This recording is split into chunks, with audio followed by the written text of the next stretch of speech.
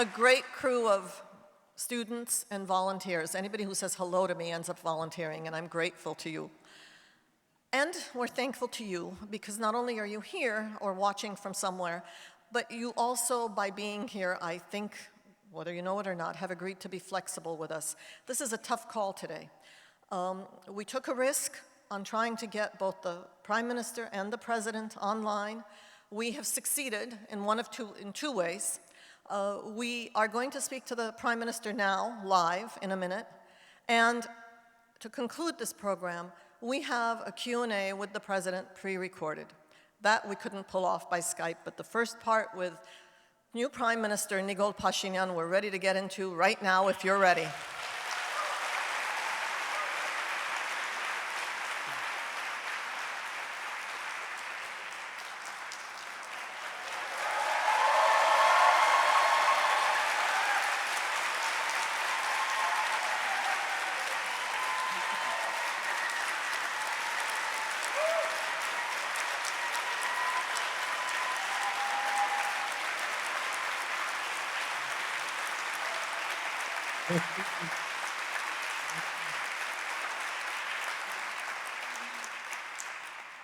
Baron Varchabet, Los Angeles-ի համայնքը, I'll do this and then I'll translate myself and then we'll do the Q&A, half in English, half in Armenian. Baron Varchabet, շատ շնորհակալություն։ Los Angeles-ի համայնքը, ինչպես գիտեք, խառն համայնք է։ Հայաստանից, Լիբանանից, Սիրիայից, Պարսկաստանից եւ աշխարհի բոլոր անկյուններից, ում եմ դուրս թողել, Աստված գիտե։ Եվ բոլորը այստեղ ներկայացված են եւ այս շնորհավորանքները գալիս են բոլորից։ Շնորհակալություն, որ մեզ ժամանակ տրամադրեցիք։ Ես եմ շնորհակալ։ So this is how we're going to do this. I'm going to ask the questions in English after we give the Prime Minister a couple of minutes to say anything he wishes. We will ask him to do it in sentences, in spurts, so that we can translate it for you in English. And then, with the Prime Minister's permission, I will ask him a couple of questions, and then we will move off with our political scientists. So, Baron Varchabet Hametsek, the floor is yours. Միան խնդրեմ գդոր, որպեսզի թարգմանության հասնենք։ Չափազանց ուրախ եմ այս հնարավորության համար եւ ողջունում եմ բոլորիդ եւ ինչ ջերմացած ձեր վերաբերմունքից եւ այս հեռավորությամբ այդ ջերմությունը իսկապես զգում եմ։ I'm very thankful for this opportunity to be here with you today, and I'm feeling from this distance the warmth that you're sending from me, and I am very gratified with that warmth. Դուք նշեցիք, որ Լոս Անջելեսի համայնքը կազմված է սիրիահայերից, աշխարհի տարբեր այդտեղ հավաքված եմ ասել վերջին մեկ ամսվա ընթացքում մեր քաղաքական հացի ժամանակ դիպել եմ բազմաթիվ սիրիահայերի Միացյալ Նահանգ մեր հայրենակից Եվրոպայի երկրներից եկած մեր հայրենակիցների հունահայերի, իբրահայերի, որոնք մեր այս քաղաքական լիարժեք մասնակիցներ եւ մեր կողմից հանրապետության As you mentioned, Los Angeles is diverse with Armenians from everywhere, including Syria, Iran, the Middle East. And I have to say that during this past month, during this process, I have crossed paths with Armenians from Syria, from Europe, from Greece, from Cyprus, who are as much part of this process, of this transition, as are the residents of Armenia. Ես նշում եմ ընդգծելու համար տեղի ունեցող process-ի համահայկական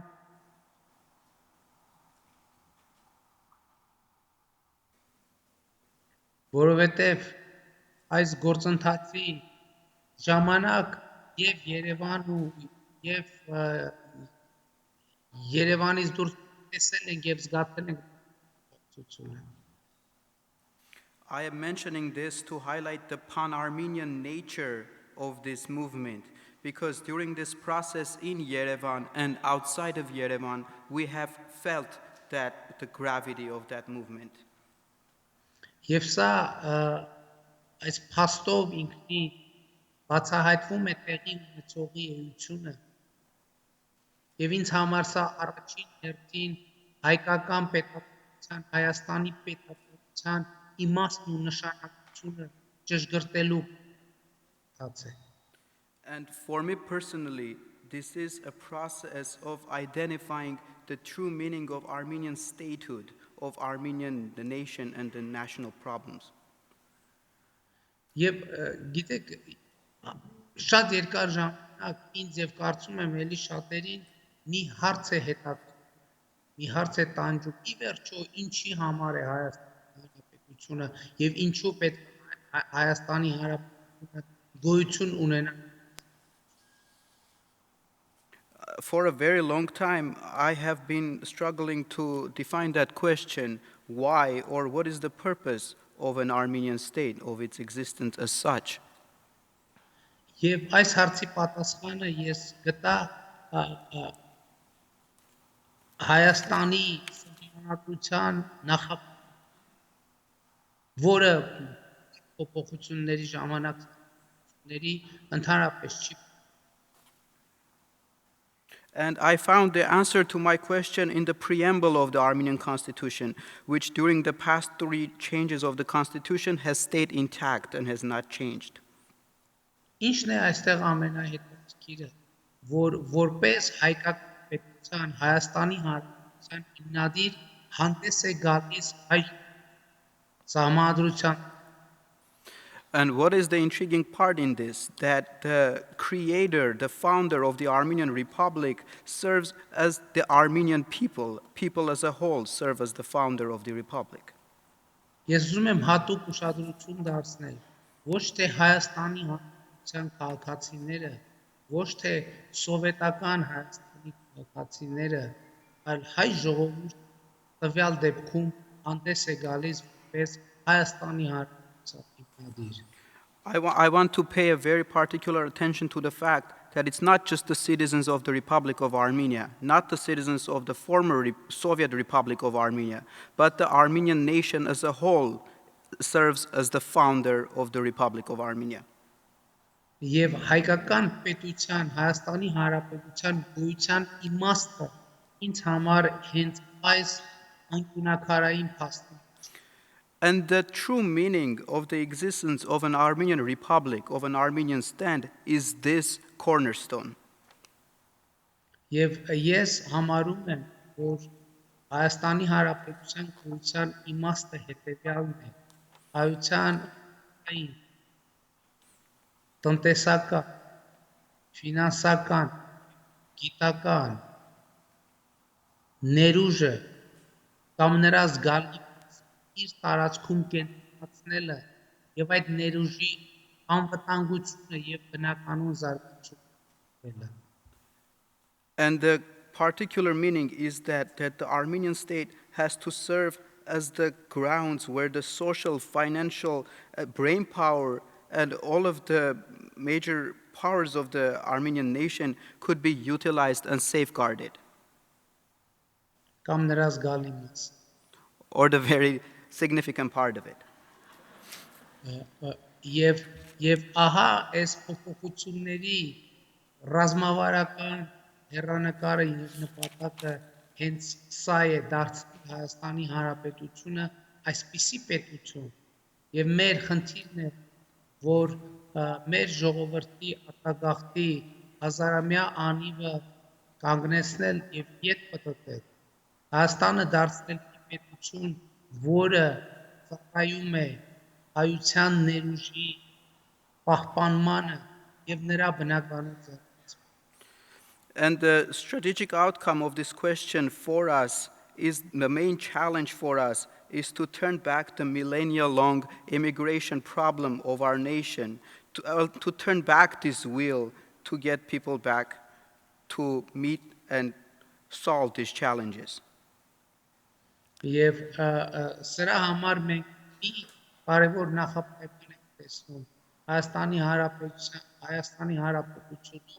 քաղաքացին պետք է իրոք լինի բարձրագույն իշխանություն եւ մենք կարողացանք Հայաստանի Հանրապետության քաղաքացուն իրապես օժտել բարձրագույն իշխանություն And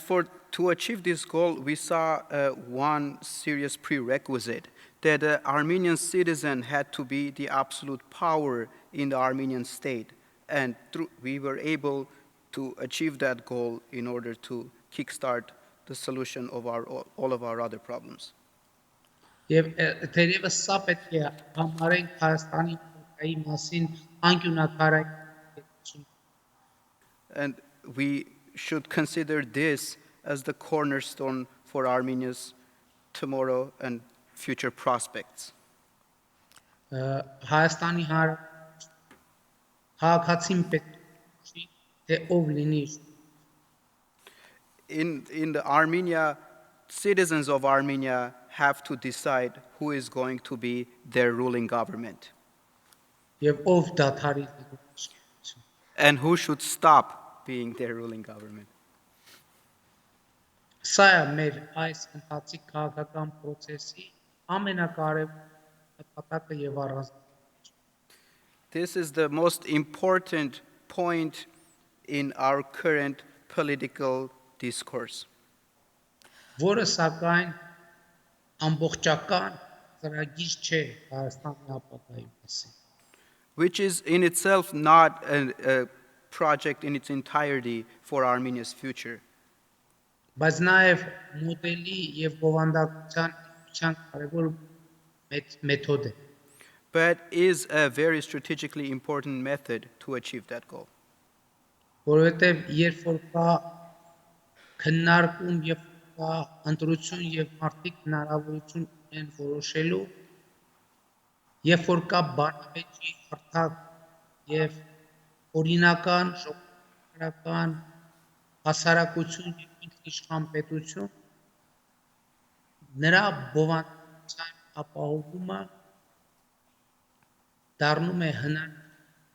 քննարկումն իշխան պետություն, նրա բովանդակության ապահովումը դառնում է քննարկումների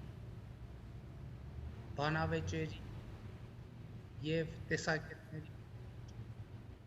Because when there is a discussion and choice and debate and a just society, the realization of such problems and challenges becomes seizable. Can I interrupt and ask you some questions about those? Կարող եմ ընդհատել եւ ձեզ որոշ հարցեր տալ այդ մասին։ Եվս մեկ անգամ եւ ասել, որ ձեր ցությունը վճռական նշանակություն է ունեցել մեր այս քաղաքական process-ի հաղթանակի համար։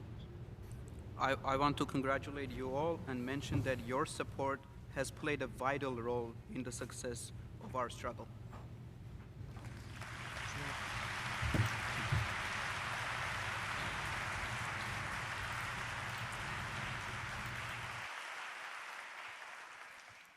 Mr. Prime Minister, Պարոն վարչապետ, դուք better գիտեք than anyone that in Armenia, որևէ մեկից ավելի լավ, որ Հայաստանում, ինչպես նաև Սփյուռքում, the expectations are ակնկալիքները out the window.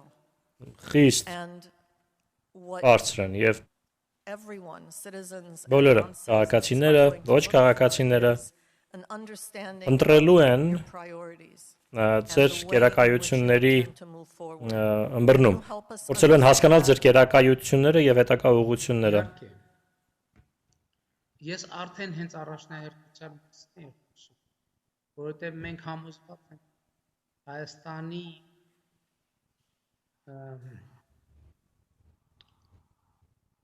սխալ ճանապարհի գործընթացը սկսել է այն պահից, երբ սկսվել է հիմնադրվել ընտրությունների կեղծման համակարգ։ I already spoke of our priorities because we were convinced that the present challenges and problems facing Armenia emanate from the fact that elections were systematically rigged over the period of past 30 years. Մեզ համար ամենաառաջնահերթությունը անշրջելիորեն ազատ արդար ժողովրդավարական ընտրությունների ինստիտուտ The priority for us is the establishment of just and honorable and transparent elections and electoral institutions in the Republic of Armenia, որպեսզի որևէ ընտրությունների արդյունքներ կասկածի տակ չգրվեն որևէ մեկի so that nobody has any intention or in any way could challenge the legitimacy of our future elections. Եվ հենց էսա ճանապարհը որպեսզի մեր կարծիքով քաղաքացիները իրենց կան երկրի տեր, իրավունքի տեր, ազատության տեր եւ օրենքի տեր And this is the way how the citizens of the Republic of Armenia are going to feel themselves as the owners of their country and the group that is going to set their future path. Ինքնիշխան քաղաքացին, ինքնիշխան պետության երաշխավորն է, ինքնիշխան քաղաքացին օրինականության եւ օրենքի իշխանության երաշխավորն է։ Սա է մեր առ A sovereign citizen is a guarantor of sovereignty, and a sovereign citizen is who sets the just and honorable path for its people. եւ օրենքի իշխանության And the just government. And just rule. So, in your answer, Ձեր պատասխանում you are դուք assuming continuing ենթադրում եք, որ շարունակվելու է իրազեկության բարձրացումը եւ ներկանգնելու գործընթացը ամբողջ ազգի Հայաստանի հայերի, Սփյուռքի հայերի կողմից եւ որ քաղաքացիական ներկանգնելու գաղափարը կշարունակվի ոչ միայն փողոցում լինելիս, այլ նաեւ ձեր կառավարությունից եւ հաջորդ կառավարություններից հաշվետու գործելակերպ պահանջելու առումով։ Իհարկե, տեսեք, եթե մենք խոսում ենք ազատ ընտրությունների մասին, ի վերջո ընտրությունները ոչ միայն իշխանություն ձևավորում են, այլև իշխանություն հեռացնում եւ հենց քաղաքական ցանցության ինստիտուտի երաշխիքը ազատ արդար մարդիկ կարող են ոչ միայն ազատ արդար ներով ինչ որ քաղաքական ուժի բերել իշխանության, այնպես էլ ազատ ընտրություններով այդ ուժին հեռացնել։ Of course, when we are speaking of free elections means that those can either bring a certain political power to power, but also can remove a certain political force from power. So through that, what we mean is through transparent electoral institutions, people can elect a certain political force into power and then as easily be able to remove. Ինչեմ ես այս հարցին կարևորություն տալիս, որովհետև մեր ճգնաժամը սկսել եւ խորացել է ընտրությունների արդյունքները կեղծելու արատավոր պրակտիկայի ներդրումից։ Եվ անկեղծ ասած, սա համարում է մեր կառավարության ամենակարևոր առաջնահերթությունը դառնալ ժողովրդի ինստիտուցիոնալ իշխանության երաշխավորը։ And why do I give such prominent importance to this question? Because I strongly believe that all root of our problem is the falsification of our elections. And I see the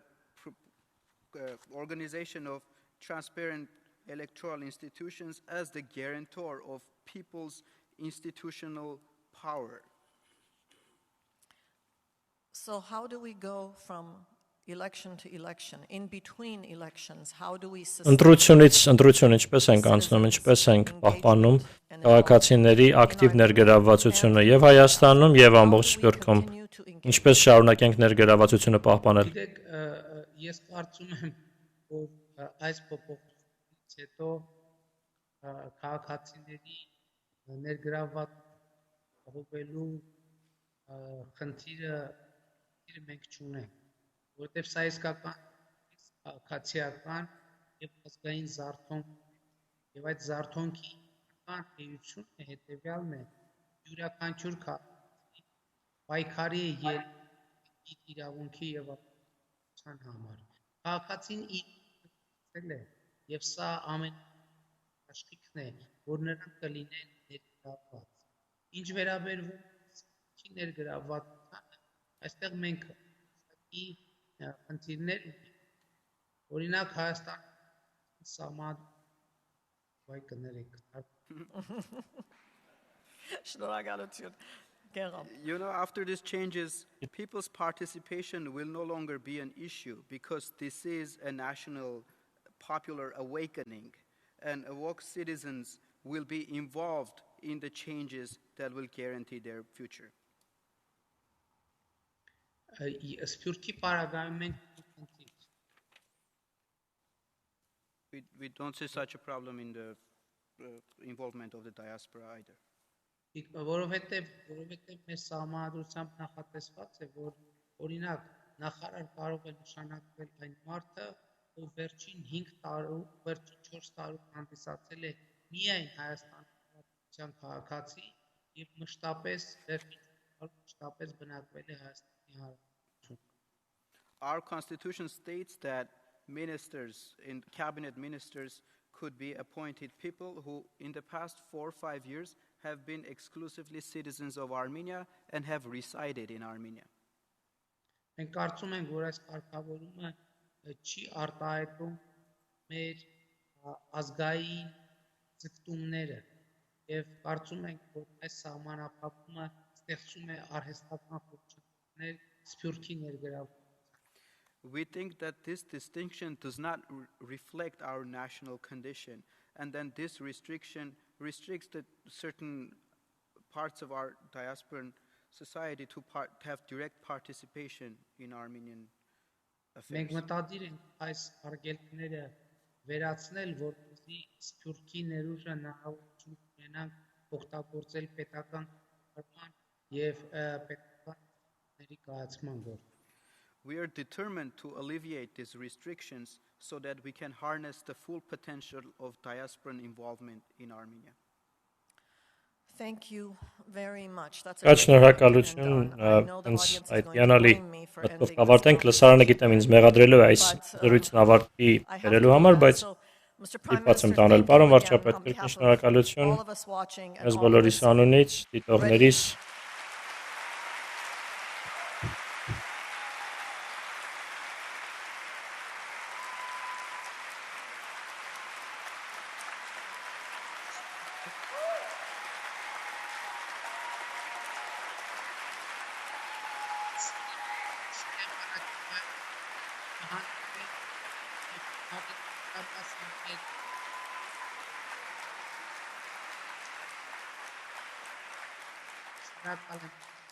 Հույս ունեմ առաջիկայում կհանդիպենք ձեզ հետ Թուրքիայի շրջանների հետ առավել մանրամասն քննարկելու մեր անելիքները, որովհետև իսկապես սա համազգային զարգացումի պահ է եւ այդ պահը պետք է մեզ բոլորիս բերի օրնակ։ Շնորհակալություն ձեզ եւ ձեզ արդյունավետ։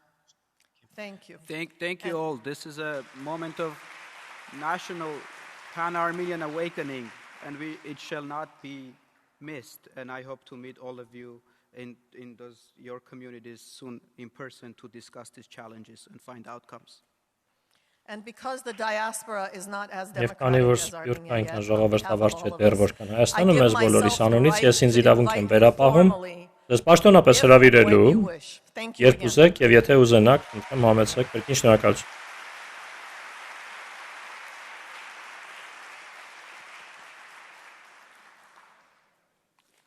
That worked out well. Բավական լավ ստացվեց։ We can come off the pins and needles now. Հիմա լարվածությունը We are մեզ going to մոտ մի begin քիչ with the first կանցնի, segment of our program. կանցնենք And just to ծրագրի tell you առաջին what the հատվածին, institute is, որպեսզի ասեմ, supported մեր this ինստիտուտը from շատ throughout the բախտավոր է, university. We have ամբողջ համալսարանում մեծ professors օժանդակություն who are ենք going to ստանում։ moderate Երկու the մեր first half պրոֆեսորներ and վարելու the են second առաջին half of կեսը this եւ երկրորդ program. կեսը այս The ծրագրի։ first half's moderator is Առաջին Professor կեսը Rob վարողը English, who just պրոֆեսոր got Ռոբ married Ինգլիշն է, yesterday. ով հենց երեք ամուսնացավ։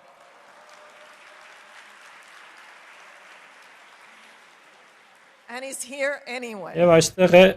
ի հեճուկս And joining him եւ are 5 individuals, նրա հետ են all of whose 5 անձինք, biographies are in your բոլորի reports. I'm not going կենսագրությունը to ձեզ take բաժանված է, them ես հիմա all, չեմ they ընթերցի, deserve far more. Դեպետ իրենք արժանի են ավելին, բայց ասեմ, որ Մարիա Կարապետյանը այպով ելույթ կունենա ակտիվիստով մասնակցել է այն ամսվա դարձություններին, ապրիլին, մի քանի անգամ նրան բեմարտակին տեսանք, ինչպես նաև հրավիրված հյուրերը, Katy Pierce-ը, սոցիալական տանսերն է ուսումնասիրել նախքան նրանց միջոցով Հայաստանի պատմություն փոխվել է։ Աննա Օհանյանը ելույթ կունենա, ով քաղաքագետ է, Մասաչուսեթսից, պետությունների ձևավորումը, ժողովրդավարական գործընթացները ուսումնասիրում եւ երկու անձինք խոսելու են մեզ հետ աշխարհի մասին։ Ֆայեզ Համադը, ով քաղաքագիտության պրոֆեսոր է այստեղ USC-ում, հատկապես խոսի Միջին Արևելքի քաղաքականության մասին, այնտեղ մի քանի տարի առաջ Կարուն եղավ, եթե հիշում եք, եւ պարոն Դավիթ Ուսուպաշվիլին, ով Վրաստանի խորհրդարանի նախագահն էր մի քանի տարի առաջ, երբ ցանցով կապվեցի նրա հետ, գրվա 3-ին եւ խնդրեցի համաձայնվի, նա միանգամից ասաց այո, եւ գիշերվա 4-ին ասացի, չեմ հասկանում, Կովկասում գիշերները մարդիկ չեն քնում, որովհետեւ գիշերը 2-ին 3-ին Հայաստանում գիտեք, ոչ ոք քնած չէ, նա ասաց Կովկասը բավական երկար քնած եղել է։ Օջունում եմ պրոֆեսոր Ռոբ Ինգլիշին, մեր հիանալի հյուրերին։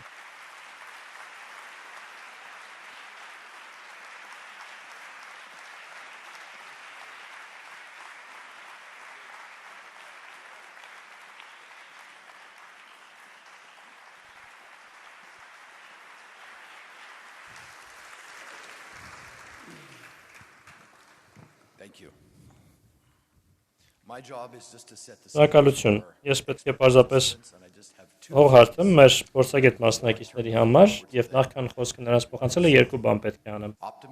Մի լավատեսական բան, երջանիկ բան, մյուսը հորատեսական։ Առաջինը երկին սոկնում եմ Ալպին եւ հայկական ինստիտուտին USC-ում, տեսնում եք ինչ յուրահատուկ են իրենք եւ ինչ հրաշալի միջոցառումներ են միշտ կազմակերպում իրենք։ Ես էլ վարել եմ նախկինում որոշակի Վարել կամ մասնակցել եմ տասնյակ կամ հարյուրավոր հետ խորհրդային, ռուսական, արևելաեվրոպական, անցումային միջոցառումների, երբևէ այս Աֆրիկանի եռանդ խորաթափանցություն չենք տեսնում, հատկապես ինչպես են համադրվում վերլուծաբաններ եւ ակտիվիստներ, քաղաքականություն ստեղծողներ, քաղաքականության վերլուծաբաններ, վերլուծողներ, քննարկողներ եւ փաստացի կատարողներ։ Ալպին եւ իր անձնակազմը հենց դա միշտ կազմակերպում են եւ հենց իրենք էլ եւ վերլուծաբաններ են եւ ակտիվիստներ։ Դա դրականներ, հիմա բացասական է։ Հող նախապատրաստելով այս քննարկման համար հիշեցնեմ ինչ բարդ է ապագայի ուղին լինելու։ Ամենը մի քանի տարի առաջ էքստազով ակնկալիք եռանդ ուրախությամբ ընկալվեց Ուկրաինայի Եվրոմայդանի 2014-ի հեղափոխությունը եւ շատ կարճ ժամանակ անց այդ անցումը ախտորվեց կոռուպցիայով, ցինիզմով եւ օլիգարխական հին գվարդիայի ռևանշիզմով, որը աչակողմյան ազգայնականության ուժերի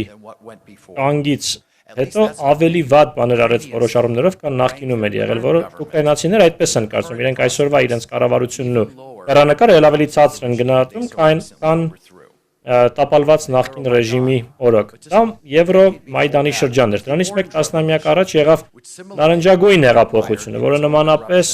կոռուպցիայի հետևանքներ սկսեց կրել եւ նախկին դաշնակիցների միջև բարակտում եւ կռիվներ եղան։ Այսպես ասած այլ գունավոր հեղափոխությունները նախկին խորհրդային հանրապետություններում նմանատիպ հիասթափություններով են ծսակվել Կովկասից մինչև Կենտրոնական Ասիա, անգամ այլ երկրներում, այսպես կոչված արաբական գարնան երկրներում եւ վերջին շրջանում մենք կարծում ենք, թե ամենահաջողված եւ համախմբված ժողովրդավարական անցումային երկրներն էին նրանք Կենտրոնական Արևելյան Եվրոպայում, այսօր ժողովրդավարությունը ամենուր նահանջում է կարծես, ինչպես ասացի, օլիգարխական բիզնես շահերի ռևանշը, բորբոքվող ազգայնականության եւ էթնիկ ատելության վտանգները, քաղաքային եւ գյուղական շրջանների անջրպետները եւ տարբերությունները բազմաթիվ գործոններ խթին են դարձրել այս անցումը։ Այս մռայլ, բայց անհրաժեշտ նախաբանով, նախազգուշացմամբ, հետևել հարցերն եմ ուզում ուղղել բանախոսներին։ Ինչ կարող ենք մենք սովորել այս նախկին ժողովրդավարական հեղափոխություններից եւ անցումներից, այդ թվում դրանց ընթացքից եւ պատճառներից, ներքին եւ արտաքին քաղաքականության կատարված սխալներից, եւ թե Հայաստանի ժողովրդավար հանրապետությունը հեղափոխությունը ինչպես կարող է նույն ճակատագրից ուսափել եւ հաջողությամբ պսակվել։ Սկսենք պրոֆեսոր Աննա Օհանյանից, հարցնելով, ընտրելով որպեսզի նա խոսի Հայաստանի ժողովրդավարական հեղափոխության բնույթի մասին, սահմանադրական, արտասահմանադրական, Աղաղթը բռնի, ինչ է մեզ հայտնի, ինչ դասեր են քաղել, ինչ է այսօր կատարվում, լավատեսություն թե հեռատեսություն։ Before I start, I should simply say how humbling it has been to observe what has transpired in Armenia. And so we use the word unique. I think that word is definitely justified. Armenia, the social Անցման հանգեցրեց զանգվածային քաղաքացիական աննազանդության յուրահատուկ էր, քանի որ տեղի էր ունենում բավական ավտորիտար տարածաշրջանում։ Այդ կողմը դրան էր, որ այստեղ ժողովրդավարական երկակ կա Հայաստանի եւ Վրաստանի կերպարով, նրանք փոխ լրացնող կլինեն հուսանք։ Պրոֆեսոր Ինգլիշն էլ նշեց, որ ավտորիտարիզմը միանշանակորեն աճում է, անցումը ավտորիտարության ավելի հաճախ է այսօր, քան ժողովրդավարության անցումը, այստեղ է, որ Հայաստանի հասարակական շարժումը շատ յուրահատուկ է, քանի որ այն շատ յուրահատուկ ուղի է ընձեռում բազմաթիվ երկրների համար, որոնք ժողովրդավարության եւ ավտորիտարության արանքում են, հիբրիդային խառնածին ռեժիմներ ունեն։ Ես շատ լավատես եմ այս ամենի ապագայի առումով։ Ուսումնասիրությունները ցույց են տալիս, որ ժողովրդավարական անցման տեսակն է կանխորոշում ժողովրդավարական տոկունությունը, մնայունությունը, թե արդյոք այս կամ այն անցումը հաջողությամբ կպսակվի եւ կամրապնդվի, մեծ չափով կախված է դրա արմատներից, թե ինչպես այն ծագեց, զարգացավ, ավելի ապրուկ, վերևից ներքև, Լեռնախավի կողմից կատարվող մեծ ալիքներով անցումները սովորաբար լավ չեն ամրապնդում ժողովրդավարական արդյունքները։ Հայաստանի պարագայում ռազմավարական մակարդակի խաղաղ շարժում էր, ժողովրդական շարժում էր եւ խիստ ինստիտուցիոնալ։ Սրանք են այս անցման 3 առանձնահատկությունները, որոնք ըստ իս հիանալի պարարտ հիմք են ստեղծել, որպեսզի Հայաստանը ամրապնդի իր ժողովրդավարությունը։ Այս առումով ես ցանկանում եմ, որպեսզի պրոֆեսոր Ինգլիշի ասածն արձագանքելով հետ խորհրդային աշխարհքաղաքական համատեքստից դուրս գա։ Հայաստանի շարժումը յուրահատուկ է, այո, բայց իր ժողովրդավարական անցման բաղադրիչով այն շատ համադրելի է ժողովրդավարական անցումներին որոշ լատինամերիկյան երկրներում 1970-ական, 80-ական թվերին կամ Իսպանիայում, որը համարվում է ոսկե չափանիշ, ըսկե ստանդարտ ժողովրդավարության ամրապնդման, քանի որ շարժումը շատ ապակենտրոնացված էր, շատ համաժողովրդական, այն ըստ էության տվեց շատ լուրջ քաղաքացիական մասնակցություն, որն անհրաժեշտ է ավտորիտարության վերականգնումը կանխելու համար։ Վարչապետն էլ նշեց, պարզ ասած, զարթոնք, քաղաքացիական զարթոնքն է քաղաքական ռեսուրսը, որը օգտակար դեր է ունենալու։ Ինստիտուցիոնալ չափումն էլ ասեմ եւ ավարտեմ։ Այս ընթացիկ անցումը, այս սոցիալական հասարակական շարժումը եւ նախկին դրվագները խաղաղ բողոքի ցույցերի Հայաստանում, պայքարը, հիբրիդ ռեժիմով, ինստիտուցիոնալ լծակները օգտագործվում էին, թեպետ դրանք խարդախ էին, թեպետ ընտրական ռեժիմը վտանգված էր։ Եվ եթե դիտարկում ենք Լատինական Ամերիկայի իրավիճակները, Իսպանիայի իրավիճակը, այդ ժողովրդավարական անցումը հաջողությամբ պսակվեց։ Արատավոր սահմանադրական կարգի պայմաններում էլ կարողացան շարժման խաղաղ բնույթը պահպանել եւ աշխատել այն խմբերի հետ, որոնք նախկին ավտորիտար ռեժիմից այո օգուտ քաղել էին, բայց այսօր մտնում էին ընդհանուր շրջանակի մեջ։ Խոսքփոխանցեմ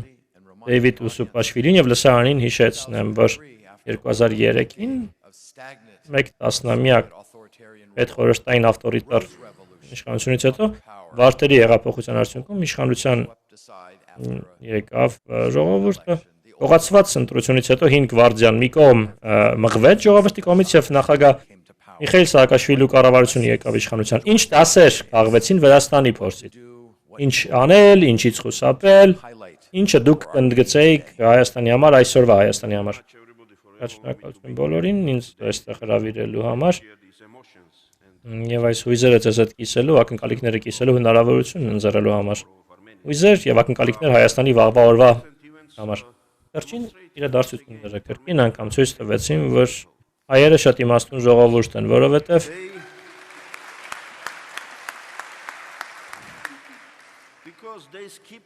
իրենք այդ առաջին ալիքները ժողովրդավարական հեղափոխությունների տարածաշրջանի գունավոր հեղափոխությունները բաց թողեցին, երկրորդ ալիքը հեղափոխությունների արաբական կարգում բաց թողեցին, ինչու որպեսզի դիտարկեն, վերլուծեն, տեսնեն ինչն է ճիշտ, ինչն է սխալ ընթացել եւ հաջողված հեղափոխություն իրականացնեն եւ ես մաղթում եմ, որ իրոք այդպես լինի եւ մոտ ապագայում մենք տեսնենք, որ այո, հայերը հարուստ կլինեն սեփական փորձով, սեփական գիտելիքով եւ տարածաշրջանի բոլոր տասերը քաղաց։ Վրացիները եւ ես ավելի քան պատրաստ ենք մասնակից լինել այս շատ կարեւոր գործին։ Ինչու՞, որովհետեւ Հայաստանը Վրաստանից շատ չեմ սիրում, Վրաստանն եմ Հայաստանից շատ սիրում, բայց ես գիտեմ, որ բարեկեցիկ ժողովրդավար այուն Վրաստան անհնար է, առանց կայուն ժողովրդավար բարեկեցիկ Հայաստանի։ Ուստի մեր միասնական գործն է։ Ես ավելի քան պատրաստ եմ նաև ներկայացնել սխալները, այո 2003-ին մի շատ կարևոր բան եղավ Վրաստանում եւ դա շատ հաջողակ էր առաջին տարիներին։ Ինչու էր հաջողված, ինչու արդիականացումն այդքան արագ, ինչու մանր կոռուպցիան պարտության մատնվեց երկրում, ինչու կոռուպցիան դարձավ ամոթի առարկա, ոչ թե հպարտության առարկա, ինչպես նախկինում էր, որովհետեւ քաղաքական մեր առաջնորդները տեսլական ունեն եւ մենք քաղաքական թիմ ունենք, որը տեսլական ուներ, թիմ, որը փորձ ուներ 95 թվականից թիմը, որը բերեց հեղափոխության, համարվում էր բարեփոխիչների տևը Շևարդնաձեի կառավարությունում։ Իրենք արդեն իսկ բազմաթիվ բարեփոխումներ դատական համակարգում էին կատարել, ավելի տապանցիկ էին դարձրել պետական գումարների ծախսումները, դա շատ կարևոր հանգամանք էր։ Մենք Մենք չգիտենք, թե ինչը այլևս չենք ուզում շարունակել։ Մենք գիտենք նաև, թե ինչ ենք ուզում ստեղծել, բացի հինը չշարունակելուց, որովհետև այդ սխեման կար։ 2000 թվականին մենք ստեղծեցինք շատ համալիր հակակոռուպցիոն ծրագիր, որ Շևարդնաձեն չիրականացրեց, բայց Սաակաշվիլին իրականացրեց եւ հաջողության հասավ։ Ուստի շատ կարևոր է շատ արագորեն տեսնել, որ Հայաստանը առաջնորդվում է այնպիսի թիմի կողմից, որն ունի միասնական տեսլական եւ միասնական ծրագիր, որն ուզում է կատարածել երկրում։ Երկրորդը շատ կարևոր բաղադրիչ հաջողության մեջ դա միջազգային օժանդակությունն է։ Բոլոր ռազմավարական գործընկերները Վրաստանի ողջունեցին այդ հեղափոխությունը եւ օժանդակեցին դրա արդյունքը եւ կողմ էին արդյունքին եւ պատրաստ ենք այնքան անել, որքան վրացիները կարողանան անել ժողովրդավարացման առումով, արդիականացման առումով եւ այլն։ Դա շատ կարևոր հարց է Հայաստանի համար այսօր։ Արդյոք այս ռազմավարական գործընկերները հավասարապես ծրագրված կլինեն եւ կօժանդակեն, որպիսի փոփոխությունը տեղի ունենա, փոփոխությունը արդեն սկիզբ է առել Հայաստանում եւ հավանաբար որոշ բաների մասին պետք է մտածել, ինչպես նավարկել այս իրավիճակը, ինչպես անել, որպեսզի Հայաստանը դառնա ժամանակակից ժողովրդավար արևմտածված պետություն եւ իր ռազմավարական գործընկերությունը պահպանի այն երկրների հետ, որոնց հետ ստիպված է պահպանել, բայց այդ երկրները խոչընդոտներ չստեղծեն, կողմներ նրանցից մի քանիսը չստեղծեն խոչընդոտներ, դա շատ կարևոր է։ Մարտերի հեղափոխությունը ի վերջո ավարտվեց ոչ այնքան լավ ձեռքբերումներով։ 2012-ին անգամ հեղափոխության պատասխանը, արձագանքը տեղի ունեցավ, վերջին տարիները այնքան լավը չէին։ Երեք կարևոր դիտարկումներ այստեղ եւ կոչ կանեմ Հայաստանի առաջնորդներին չկրկնել։ Առաջինը դժբախտաբար հեղափոխությունը շատերի համար նշանակում էր լավ մարդկանց կռիվը վատ մարդկանց դեմ, ոչ թե լավ քաղաքականության պայքար վատ քաղաքականության դեմ։ Այսա չպետք է տեղի ունենա։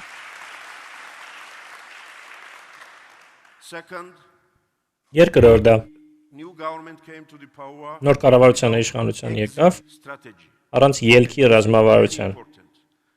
որը շատ կարևոր է, առանց դուրս գալու ռազմավարության։ Շատ խելագար կարող է թվալ, մարդիկ դեռ մուտք չեն գործել իշխանական համակարգ, ես արդեն խոսում եմ ելքի դուրս գալու ռազմավարության մասին։ Շատ կարևոր է դուրս գալու ռազմավարությունը ունենալ, ինչ է դա նշանակում։ Գործնակացած երկրի անհրաժեշտ է ոչ թե մարդկանց միայն մեկ լավ խումբ, որը իզորը երկիրը կառավարել, այլ մարդկանց այլ խմբեր էլ, որոնք կարող են կալ այսինքն գործ անել, այսինքն աղաղ, իշխանապողություն, ընտրությունների միջոցով պետք է լինի հնարավոր։ Դա պետք է ապացուցի նոր կառավարությունը, նոր առաջնորդները պետք է դա ապացուցեն, իրենք պետք է խուսափեն այն նույն սխալից, որ բոլոր լավ բաները եւ բոլոր անհրաժեշտը ասոցացվում են մեկ անձի կամ մեկ թիմի հետ։ Այդ ճակերտավոր բարի բոլշևիկությունը, հա, որտեղ բոլշևիկությունը ինքը լավ բան չի կարող լինել։ Եվ ուրեմն կառավարությունը պարտավոր է ցույց տալ, որ ինքը եկել է որպեսզի լավ բաներ անի, բայց ինքը միակ սուբյեկտը չէ Հայաստանում, կան նաև այլ դերակատարներ եւ իրենք օգնեն այլ կառույցներին, որպեսզի նրանք էլ առաջ գան։ Եվ երրորդ մի շատ կարևոր սկզբունք վարչապետը դա հիշատակեց, որ քաղաքացիներն են երկրի տերը, եւ իրենք պիտի տեր կանգնեն երկրին։ Դա շատ կարևոր է։ Վրաստանում, Հայաստանում եւ այլ երկրներում էլ մենք շատ կարողացինք կոմունիստական ընկերներից ընտրողներ, ժողովրդավարության ընտրողներ հասկացան։ Մենք բաց թողեցինք մի շատ կարևոր քաղաքացի հասկացություն ասվածը։ Կառավարությունը ժողովրդին որպես քաղաքացի չի վերաբերվում, որպես ընտրող է վերաբերվում, որը ձայն կտա իրեն ընտրություններում, որպեսզի ապահովի իշխանության շարունակականությունը։ Այո, դա շատ կարևոր հանգամանք է, որպեսզի յուրաքանչյուր հայ անձ դառնա լինի Հայաստանի քաղաքացի։ Այդ է նոր առաջնորդների հիմնական անելիքներից մեկը, շնորհակալություն։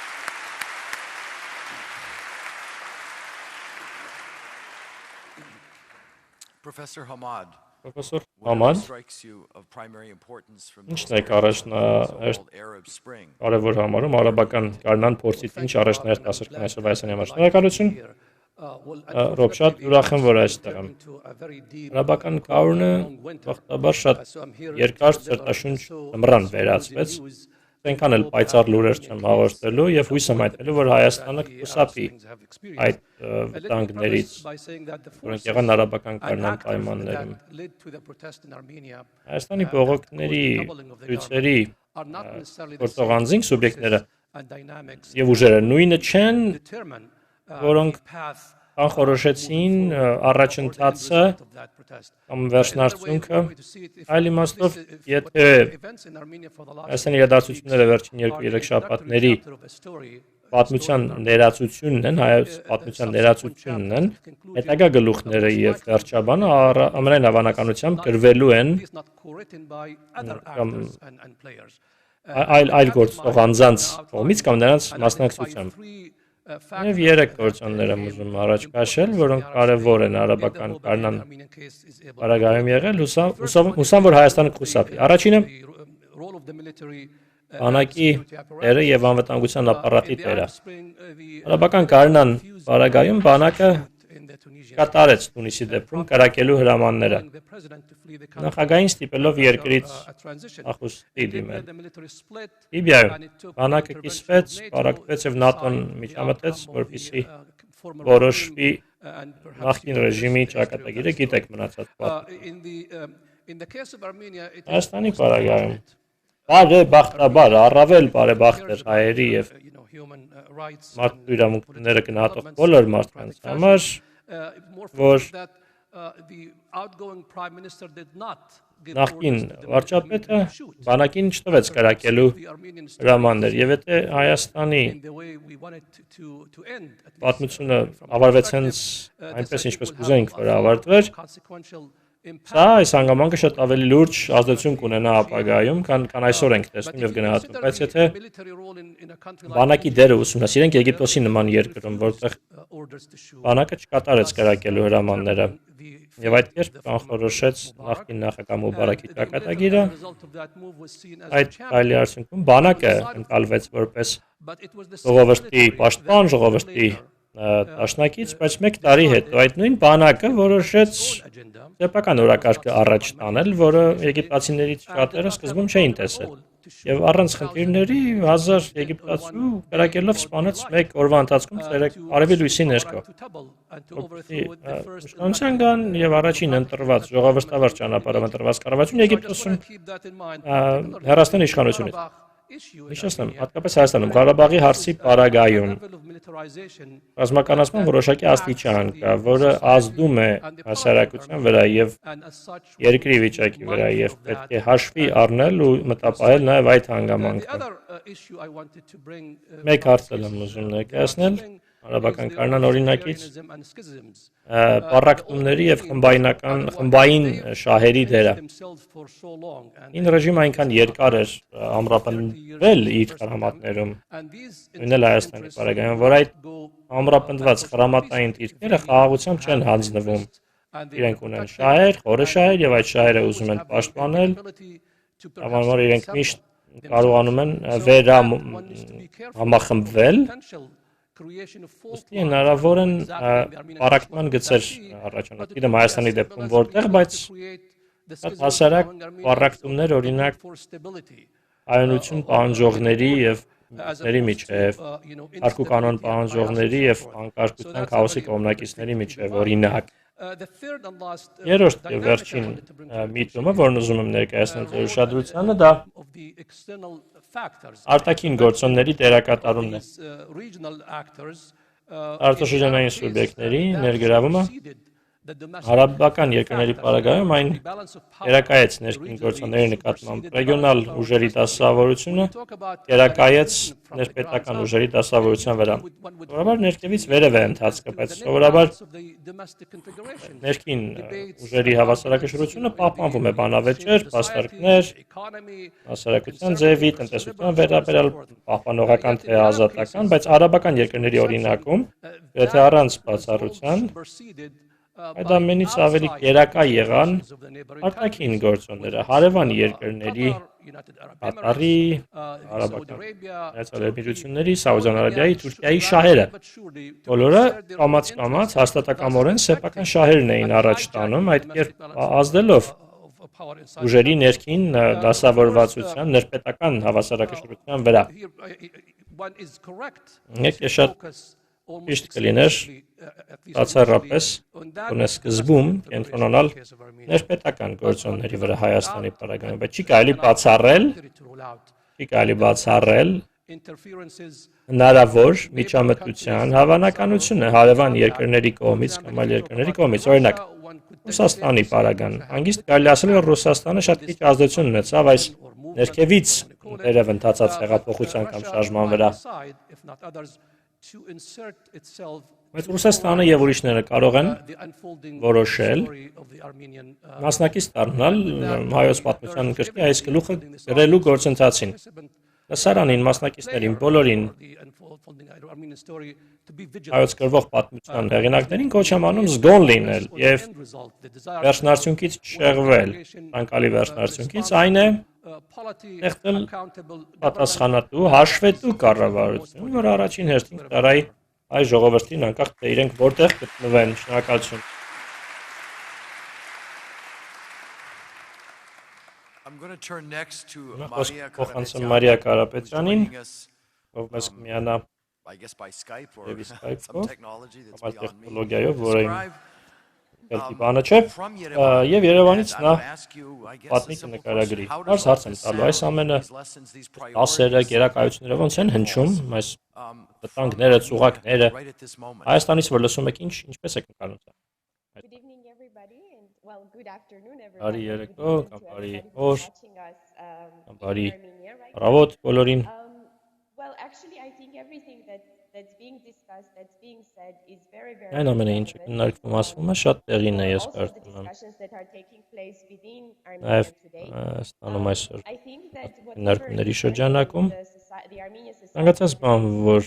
հայ հասարակության համար այսօր կարևորվում է, բխում է այն բազմաթիվ ակնկալիքներից, որոնք կան այս գործընթացում։ Առաջնային կարևորություն ունի Հայաստանը ժողովրդավարության ուղիով տանել է, ինչպես վարչապետն ասաց, իսկապես հաջորդ ընտրություններին նախապատրաստվել է եւ որպեսզի դրանք Աշտար ազատ ձևով տեղի ունենան, որը հույժ կարևոր է հասարակության համար այսօր։ Also, beyond this, there has been this lack of Բացի դրանից, justice in society. հասարակությունում արդարադատության And here the պակաս է problem is եղել եւ much bigger. մարդիկ նավթայնակ են կալում, About the monopolies in economy. մենաշնորհի դեմ պայքար, Something needs to տեսության մեջ, be done շատ about բան corruption at պետք է different անել levels, կոռուպցիայի դեմ, state level, and descending all the way to bribery, rig the election. And generally, a lot of things need to be put in place in order to avoid շատ քայլեր պետք է ձեռնեն the situation in Armenia in the same. Also, the logistical changes that have taken place in Armenia in the recent years are all questionable. Տեղ ունեցած In order to փոփոխությունները consolidate more and more power in the Republican Party and in particular its leaders, even small changes all the way to the constitution are now being questioned. բոլոր փոփոխությունները այդ նաև համալիրության փոփոխությունները այսօր կասկածի տակ են։ Take is to have public dialogue regarding all changes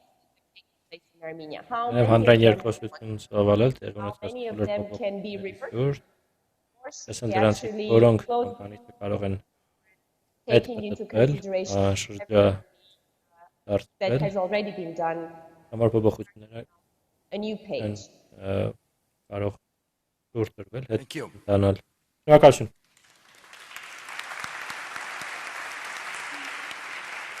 And let me thank also our participants for being so Շնորհակալ concise. եմ It's going to give us some մասնակիցներին, time for back and forth. ակիրտերի համար, քանի որ It's wonderful. And our last initial statement from Մեր առաջին նիստի վերջին բանախոսը դոկտոր Pierce-ն է, in particular on ով հատկապես մասնագիտանում է քաղաքական հաղորդակցության,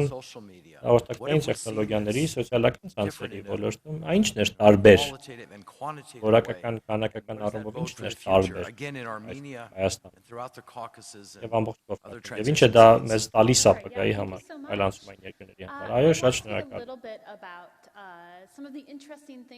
Փոքր խոսեմ տեխնոլոգիայի, սոցիալական ցանցերի հետաքրքիր զարգացումների մասին բողոքի ցույցերի ժամանակ, ինչպես նաև ապագայի մասին։ Թե այս ամենը ինչպես կարող է իրարվել կառավարման մեջ, որ արդեն կա, շարունակելու է լինել այս անցումային շրջանում։ Նախ, նշեմ, որ մեզ բոլորիս համար շատ կարևոր է, որպեսզի շատ վերապայենք տեխնոլոգիային։ Երբ մարդիկ ասում են Facebook-ի հեղափոխություն, Twitter-ային, չգիտեմ, հեղափոխություն։ Ես լարվում եմ, անհանգստանում, որովհետև քաղաքական գործողությունները կատարողները մարդիկ են։ Նրանք են կարևոր գործող անձինք։ Տեխնոլոգիան պարզապես օգնում է, յուրացնում, ամրապնդում, ուժեղացնում կամ տարածում այն, ինչ մարդիկ կարողանում են անել։ Ելույթիս ընթացքում պատկերացրեք նույն իրադարձությունները Հայաստանում, վերջին մեկ կեսամսվա, 20 տարի առաջ, ուզում ասել 10 տարի առաջ, 2008-ին կար արդեն շատ տեխնոլոգիա և կիրառվում էր այն ժամանակ իրադարձություններում, բայց 20 տարի առաջ պատկերացրեք, ինչը կփոխվեր, ինչը այլ կերպ կլիներ, առաջին տարբերությունը։ Քաղաքացիական անհնազանդության կազմակերպիչները, բողոքի ցույցերի կազմակերպիչները, երազանց օգտագործում էին սոցիալական ցանցերը, որպեսզի մարդկանց ցույցումներ տան։ Օրինակ, վաղը հանդիպելու ենք այս ինչ վայրում 17:00-ին, ուզում եմ, որ ես անեք, են անեք։ Պարզ ցուցումներ էին տրվում, հրահանգներ սոցիալական ցանցերով, եւ դա տեղի էր ունենում ամեն երեկո հանրահավաքի ժամանակ եւ օրվա ընթացքում եթե պլանները փոխվեին։ Այդ կարողությունը տեղեկությունը արագորեն հաղորդելու։ Պատկերացնենք մտովի, նույնի համարժեքը 20 տարի առաջ դա հնարավոր չէր լինի նույն կերպ։ Կազմակերպիչները դա գիտեին եւ շատ լավ դա կիրառում էին։ Հատկապես ուշադրություն հրավիրեմ այն փաստին, որ Նիկոլն ինքը անձամբ վարպետորեն է իր սոցիալական ցանցերում ներկայությունը մատուցում, հենց նոր տեսանք նրա հետատետ վիդեո հաղորդակցությունը, նա տարիներ շարունակ դա անում է, ուզենա նրա եւ այլ մարդկանց հավասարության նշան դնել, բայց նա լավագույն ոլորտային բլոգերների սոցիալական ցանցերի ոչինչ բանով չի զիջում։ Նա շատ լավ է իր այդ գործը այդ մասով անում եւ ինչպես նա շատ լավ ներկայացնում է այն ինչ կոմունիկացիայի մեջ մենք անվանում ենք արսոցիալական հարաբերություններ, անգամ էկրանին արձագանքը զգում եմ, դուք էլ եք զգում երևի անձնական այդ կապը այս մարդու հետ դուք էկրանի միջոցով զգում եք։ Եմ կարծում թե շատերս եթերով կամ հիմա ներկա գտնվողներս այդ անձնական կապը զգում էինք նախկին քաղաքական գործիչների հետ։ Ես կարծում եմ, որ սա շատ կարևոր դեր խաղաց նրա հաջողության մեջ։ Շատ հմայիչ է նա եւ շատ լավ է։ Նայում է դեմքից, շատ է ժպտում ու իսկապես անձնական է, անձնավորված է, որը շատ կարևոր է։ Ես նաև ուզում եմ ուշադրություն հրավիրել այն փաստին, որ Շայնյակում ներկա գտնվողներից նրանք, ովքեր մի ամիս լավ չեն քնել, գիտեն, որ տեղեկատվության անընդհատ հոսքը Հայաստանից, վիդեո տեսա ուղիղ եթերները, լրատվությունը, այն մարդկանց համար, ովքեր ֆիզիկապես Հայաստանում չէին եւ ովքեր ֆիզիկապես Հայաստանում էին, ուրիշ կարևոր միջոց էր տեղեկատվության փոխանակման համար։ Մարդիկ այդպես իրենց նախընտրություններն էին հայտնում։ Եթե մենք կյանքում կարծիք ունենք, մենք իրականում չգիտենք ուրիշները այդ կարծիքը ունեն թե չունեն, մարդիկ կարող է չխոսեն դրա մասին, բայց սոցիալական ցանցերում միանգամից զգում ենք։ Մարդիկ պրոֆիլի նկար են փոխում, պոստեր են դնում։ Մենք իմանում ենք, զգում ենք մարդկանց տրամադրությունը եւ զգացողությունը, որը շատ կարեւոր է։ Այդ ամենը եղավ բողոքի ցույցերի ժամանակ, հիմա մուտք տեղակողում ենք մի փուլ, որում պետք է պետական կառավարում իրականացնել։ Ինչպես գիտեք, Նիկոլը շարունակում է անոնավոր լայվ ուղիղ եթերներ անել Facebook-ով, թեպետ բարեբախտաբար նա նույնչափ հաճախ չի անում, որը իր համար լավ է, որ նա հասցնի աշխատանք կատարել մի քիչ։ Ինքը շարունակում է ամեն օր հաղորդել, թե ինչ է արել, ինչ է պլանավորում անել, որը խիստ հետաքրքիր է, շատ այլ կառավարման ձև է եւ ոչ, եւ ես հույս ունեմ, որ դա մարդկանց կօգնի, որ շարունակեն ներգրավված մնալ իրադարձություններին եւ ապահովի տապանցիկություն, սակայն ես ինքան էլ համոզված եմ, որ դա շարունակելի կլինի իր համար, արկածների համար կամ մեզ համար։ Իսկապես շատ եմ ուզում իմանալ, թե ինչ է կատարվում են գնագայլի պարագայում, դժվար կլինի մեզ բոլորիս համար շարունակել, դիտել այդ եթերները նրա կյանքի իրադարձությունների մասին։ Համոզված չեմ, թե դա կառավարման այլ ոճերի հետ ինչպես է համադրվելու։ Նաև մտավախություն ունեմ, որ եթե դա շատ է արվում Facebook հարթակում, հեղինակային պլատֆորմ է Facebook-ը, ավանդական լրատվամիջոց չէ, որ ինչ-որ պահից դա կարող է պարզապես անջատվի, եթե մեկը ուզենար դա անջատել օրինակ։ Դրա վրա, կոնկրետ այդ աղբյուրի վրա այդքան հենվելը ապագայում կարող էր խնդիրների բերել եւ վերջինը։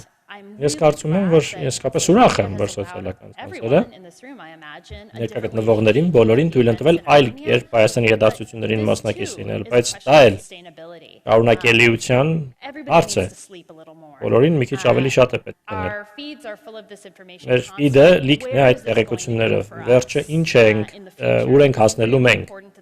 ապագայում այս ամենից հետո։ Կարևոր է նորմալության վերադարձը։ Վերադառնալ նորմալ կյանքի եւ այդ կերպ նաեւ ներգրավված մնալ միևնույն ժամանակ։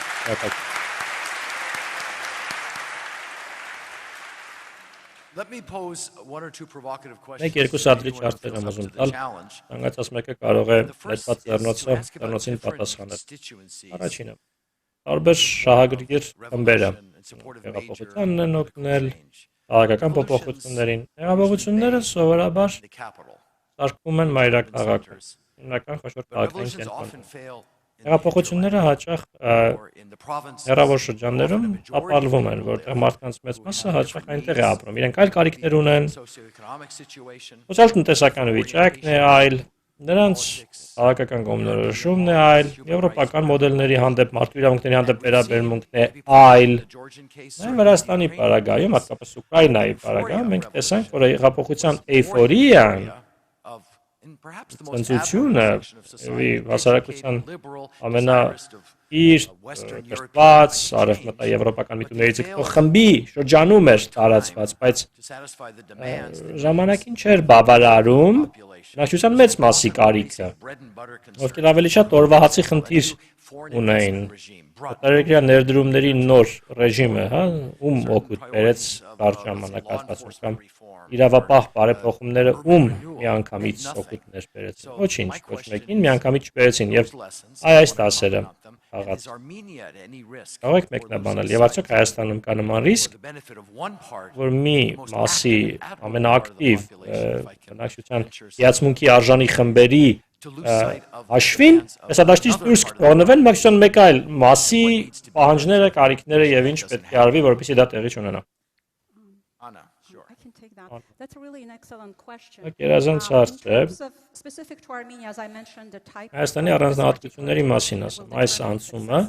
եւ դրա հաջողության բանալին։ Այն շատ խաղաղ էր, որպես շարժ։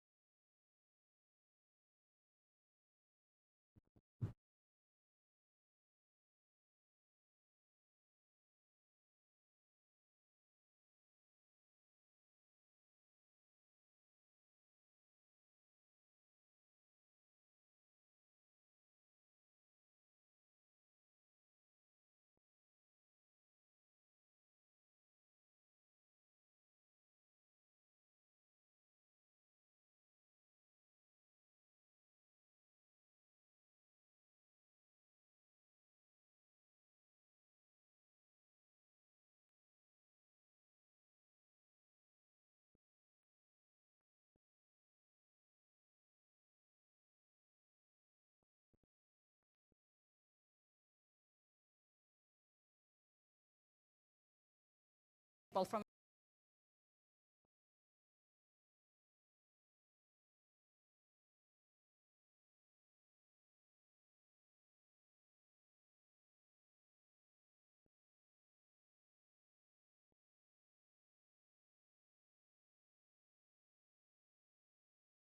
many people.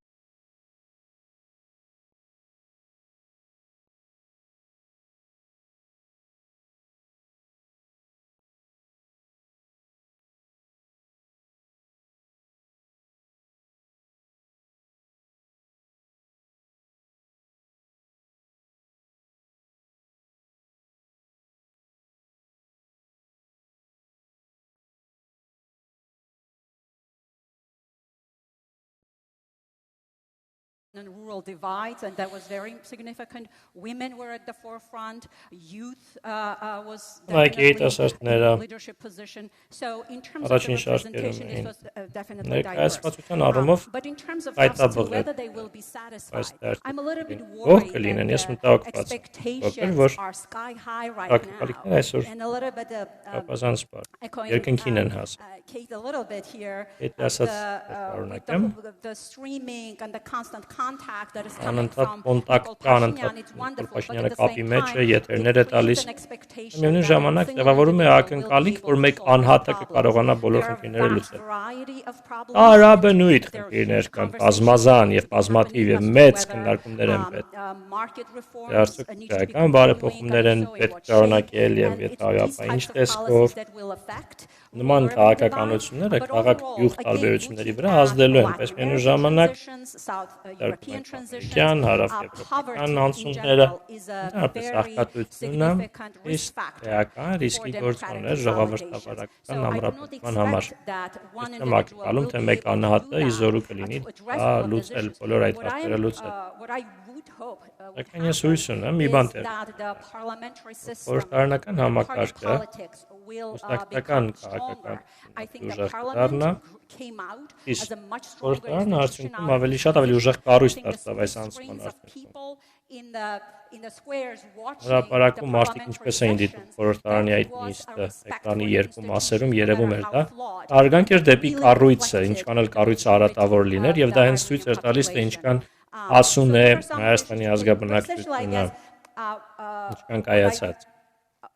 when I would feel comfortable that Armenia has Երբ ես consolidated զգամ, որ its Հայաստանը economy, ամրապնդել է to make a ժողովրդավարությունը, connection between the pothole and the դա այն problem, ժամանակն է, երբ that they մարդիկ really have to խորհրդարանը work with the կապակցեն parliament to փողոցի solve փոսերի some հետ, of որ the հասկանան, որ very խորհրդարանով basic պիտի problems. գնան առօրյա խնդիրների լուծման հասնելու համար, խորհրդարանի միջով պիտի հասնեն այդ խնդիրների լուծման։ Any other quick additions to that? I want to involve everyone. I might add to that too that one of the greatest ավելացնել strengths of this movement is its այս շարժման early հիմնական engagement ուժը with դրա regions վաղ outside of the capital city. That was the շրջանում smartest things they մարզերը did. ներգրավելն And I էր absolutely հայրաքաղաքից agree with դուրս, Anna դա շատ խելացի քայլ էր, ես Աննայի հետ լիուլի համաձայն եմ, որ with the protest was very, very diverse. ցույցերի However, մասնակիցները it is շատ a հետապատ challenge կազմ to ունեին, know. բայց And one of the problems also մի with խնդիր էլ those of us կա, who get our information via ովքեր social media is տեղեկատվություն ենք that we ստանում are missing սոցիալական out ցանցերով, on մենք those who are not. Some չենք people լսում do նրանց, have a lot of Armenians այն on Facebook, ովքեր and it's Facebook-ում true, չկան։ but we're Երբեմն missing թվում է թե out շատ հայեր on Facebook-ում են, people, բայց and it's շատերը not Facebook-ում random. չեն։ Elderly, Տարեցներ, poor, աղքատներ, rural, յուղաբնակներ, disenfranchised, and how do you իրավազուրկ help մարդիկ, people? իսկ այդ մարդիկ ինչ Nikol's կարծիք so ունեն։ far been very smart about his communication Նիկոլը շատ խելացի է իր հաղորդակցության ռազմավարությունը իրականացնում, շատ հասարակ լեզվով, պարզ չի տակ։ Եթե ես որոշում կայացնող լինեի, սակայն ես կփորձեի ուժերից ներածին չափ ազատ արտարընտրություններից հետո անդրադառնալ այն հարցերին, որոնք ամենաշատ մարդկանց համար են կարևոր։ Նա շատ իմաստուն բան արեց զինվորների ծնողներին ասաց. Դադարեցրեք ձեր որդիներին ուղարկել ապրանքներ։ Կառավարությունը բանակը պետք է այդ ապրանքները ապահովի, դա բոլորին դիպչում է, բոլորին վերաբերում է առողջապահությունը, կրթությունը, եթե իրենք կարողանան վաղ շրջանում այնպիսի հարցեր լուծել, որոնք հասարակության ամենամեծ թվով անդամների են վերաբերում, դա շատ իմաստուն կլինի, որպեսզի ներառական քայլերով շարունակեն պահպանել այդ մարդկանց օժանդակությունը, վայելել այդ մարդկանց օժանդակությունը։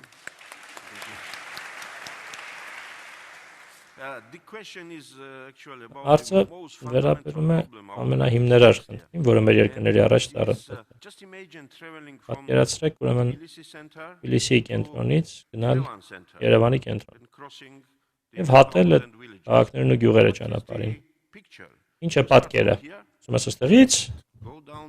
գալիս իջնում, մինչև հասնում ես Սավանին, հետո հասնում ես, բարձրանում ես, Թբիլիսիից բարձր իհարկե ծովի մակարդակի առումով, ծովից բարձրության, բայց երկիրը նույն երկիրը չէ։ Մարդիկ ապրում են շատ տարբեր հանգամանքներում եւ պայմաններում։ Միասնական ապագայի ընկալումը շատ թույլ է, երբ դու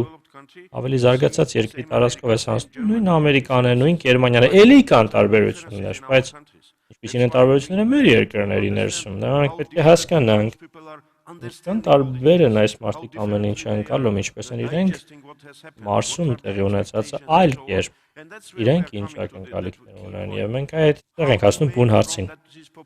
Ինչպես անել, որպեսզի այդ բնակչությունը քաղաքացիական խումբ լինի, որ միասնական ապագա կունենա։ Իրենք մեկ միասնական հայրենիք ունեն, մեկ միասնական պատմություն, բայց ոչ միասնական ապագա։ Միասնական ապագան պիտի կոչվի ժամանակակից պետություն։ Մեր տարածաշրջանում, մեր երկրներում մենք դեռ ենք կառուցել ժամանակակից պետություն մեր հայրենիքներում, որ հոգ տաներ այս հարցերի մասին, անհավասարության մասին, ռեսուրսների անհավասար բաշխվածության խնդրի մասին։ Դա համար նոր կառավարությունը պետք է հրատապ միջոցներ ձեռնարկի։ Այդ միջոցները երբեմն ժողովրդականություն չեն վայելելու։ Մարդիկ մտածեն օրինակ ինձ ինչ, որ փոխվում է եկամտահարկի կառավարման համակարգը։ Ինչ են մարդիկ ակնկալում, բայց չէ՞ որ դա շատ արդիական միջոցառում է։ Այսինքն միջին քաղաքացուն հարցրեք, ինչքան են ավաստակում։ Ասանը կլինի գրպանս դրված գումարը։ Այն մնացած գումարը, որը վերցրել են որպես եկամտահարկ, չի համարվում իմ գումար, որը ես եմ վաստակել եւ տվել կառավարությանը։ Այդ փողը համարվում է պետության փողը։ Ու եթե մի բան են ինձ տալիս, մի փոքր մասը, արդեն իսկ շատ երախտապարտ եմ ես։ Ժեշտ է փոխել։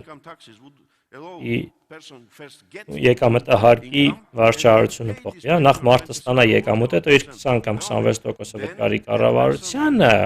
այդ մարդը կառավարության հետ կապի մեջ կլինի, հետո ոչ մի Սերժ Սարգսյան կամ Նիկոլ Փաշինյան կամ Դավիթ Ուզուպաշվիլի չի կարողանա այդքան երկար մնալ իշխանության, եթե չի հոգում այդ մարդկանց կարիքները, եթե չի բացատրում, թե ինչու է դա կատարվում, ինչու սա չի կատարվում։ Դա շատ հրատապ է։ Ժամանակակից պետության ստեղծումը մեր երկրներում վիթխարի խնդիր է դարձել։ Մենք կարծում ենք, թե մեր պետականության մեծ պատմությունը դրականն է մեր նոր ժամանակակից պետություն կառուցելու փորձերում, բայց ոչ, դա դրականը չէ մինչ օրս։ Մենք մեր պատմության մեջ ենք ապրում, հիանալի պատմություններ պատմում մեր մեծ են անցյալից, բայց պարզ բաներ, որոնք այսօր անհրաժեշտ են, մեզ մոտ չեն ստացվում։ Այս նրա շնորհիվ քաղաքացիներն ավելի ներգրավված կլինեն, կդառնան երկրի տերեր։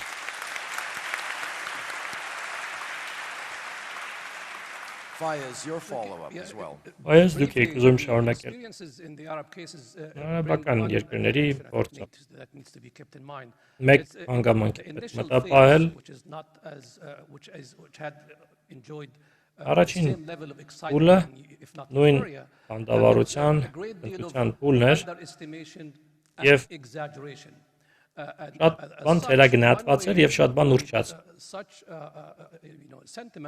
Այդ հույզերից խուսափելու համար կարելի է առաջին հերթին ժողովրդավարական զարգացումը եւ դրա տնտեսական հրաշք արդյունքը իրարից անջատել։ Շատերը մեկ օրում միանգամից կհիասթափեն, այո։ Կառավարությունը պետք է արդյունքներ տա, եւ այդ արդյունքներ կբերի, պետք է լինի մեխանիզմ, որով ինքը հեռացվի ժողովրդավարական ճանապարհով։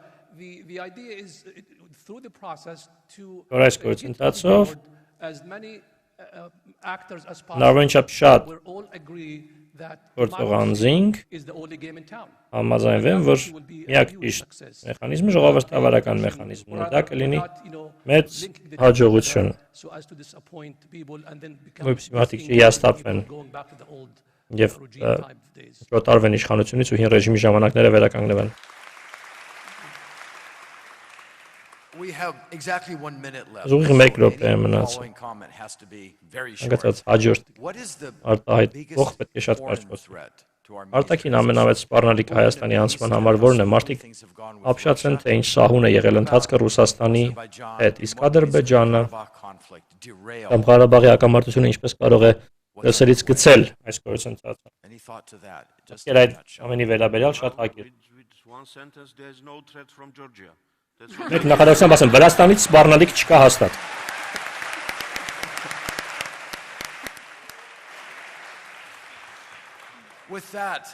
Այդ անով բախտաբար պետք է այս առաջին նիստը ավարտեմ։ Շնորհակալություն հայտնենք մանրախոսներին։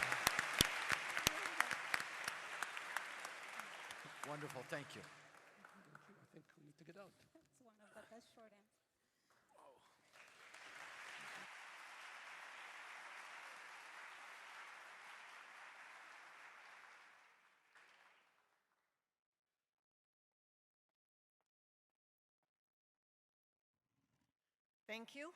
and thank you. I think they've Եկացում ձեզ եւ ձեզ կացում զարմանահրաշ էր։ Այդ Դավիթ Ուզուպաշվիլու Մենք մանա մի կարևոր շերտ ավելացրեց, որը պետք է տեսնենք։ So this is the rest of our program. We will Իրը conclude հաջորդի։ with an interview with a quick Q&A with President Armen Ինելու է կարճ արդյունք պատասխան նախագահ Արմեն Սարգսյանը, ծրագրի վերջում է այդ տեսակրությունը ցուցադրվելու։ Նախքան նախագահին լսելը պրոֆեսոր Դեն Մազմանյանը եւ մեր 4 բանախոսները կգան, ես նրանց կիցանց կներկայացնեմ։ Մենք հիմա ուզում ենք ցույց տալ 3 տեսանյութեր։ Առաջինը շատ կարճ։ Առաջինը Chronologia է, ժամանակագրությունը ապրիլ ամսվա, երկրորդը եւ երրորդը։ Շատ արագ քննարկումներ երկու շատ կարևոր տնտեսագետների։ Անաջեմոլու ով MIT-ից է, նրա նայր գրքում պետությունները տապալվում, ներկայացված է տնտեսական քաղաքական զարգացման կարևորությունը եւ Պետրոս Տերզյանը, ստրատեժի ղեկավարը նավթի գազի էներգետիկայի խորհրդատու է,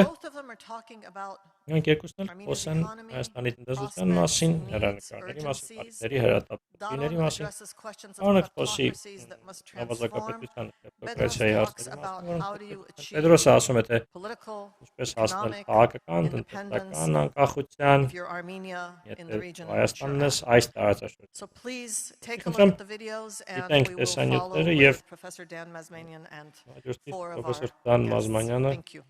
խոսի մեր 4 հյուրերի հետ։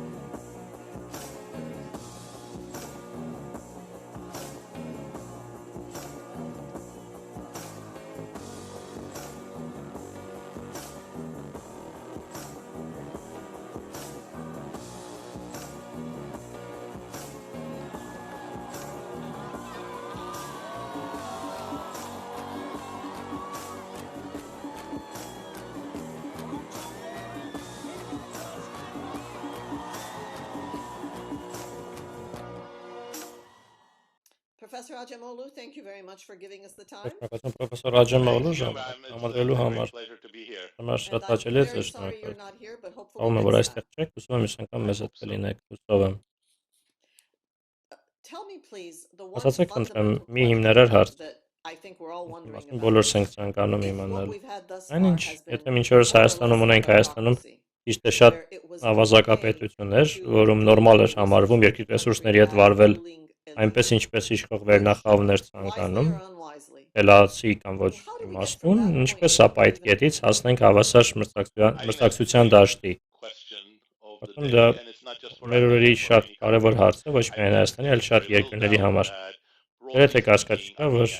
Հայաստանը մեծ հաշվով ավազակապետություններ վերջին 2 տասնամյակների եւ անգամ ավելի երկար ժամանակահատվածում։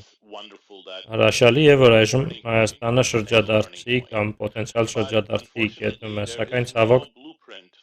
որևէ երկրի համար միասնական տեղատոմս չկա, որին նրանք պետք է հետևեն եւ թոթափեն ավազակապետությունը։ Հա թե ինչպես ես եմ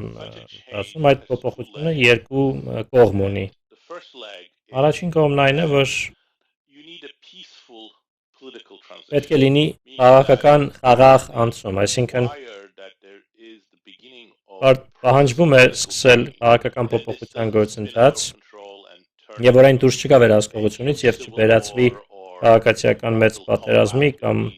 մահացու զինված բախումների տարբեր խմբերի միջև։ Հայաստանը թերևս հրաշքով կարողացավ դա անել։ Մենք քաղաքական փոփոխությունների գործընթացի մեջ ենք։ Առնվազն ժամանակավորապես 5 գվարդիան դուրս է մղված, նոր դեմքեր, նոր ավյուն, նոր հեռանկարներ կան եւ որ ավելի կարեւոր է, հասարակությունում մեծ խանդավառություն կա, քաղաքացիական հանրությունում, բիզնեսի շրջանակներում, սպիրտում, ամենուր, որ մենք փոփոխությունների կարիք ունենք եւ հիմա ճիշտ ժամանակն է եւ մեզ համար առաջ շարժվելու նախադրյալների հիանալի համակցությունն է։ Բայց նույն գործընթացի երկրորդ կողմն էլ կա, որն ավելի դյուրին չէ։ Դա այն է, թե ինչպես ենք գործնականում կարողանալու փոխել գոյություն ունեցող ավազակապետական համակարգի խորքային կեղեքիչ բնորոշիչները եւ ստեղծել մի համակարգ, որում կան խաղի հավասար կանոններ, խաղի հավասար դաշտ, խթանող գործոններ, հնարավորություններ եւ մարդիկ քաջալերված են արդյունավետորեն մասնակից լինելու երկրի տնտեսական եւ սոցիալական կյանքին։ Մենք գիտենք, որ դրա համար պահանջվում է ազատվել կոռումպացված վերնախավից, պահանջվում է ներդնել ինստիտուցիոնալ նոր տարրեր, այնպես, որ նոր համակարգը չվերածվի մի բանի, որում ուրիշ անձեր ու խմբեր կդառնան կոռուպցիայի նոր շահառուները։ Ինչպես դա կանխել։ Դա կանխելու համար պետք է որ մարդիկ հրաժարվեն կոռումպացված լինելուց, դա գործընթացի մեկ մասն է, բայց ավելին է պետք։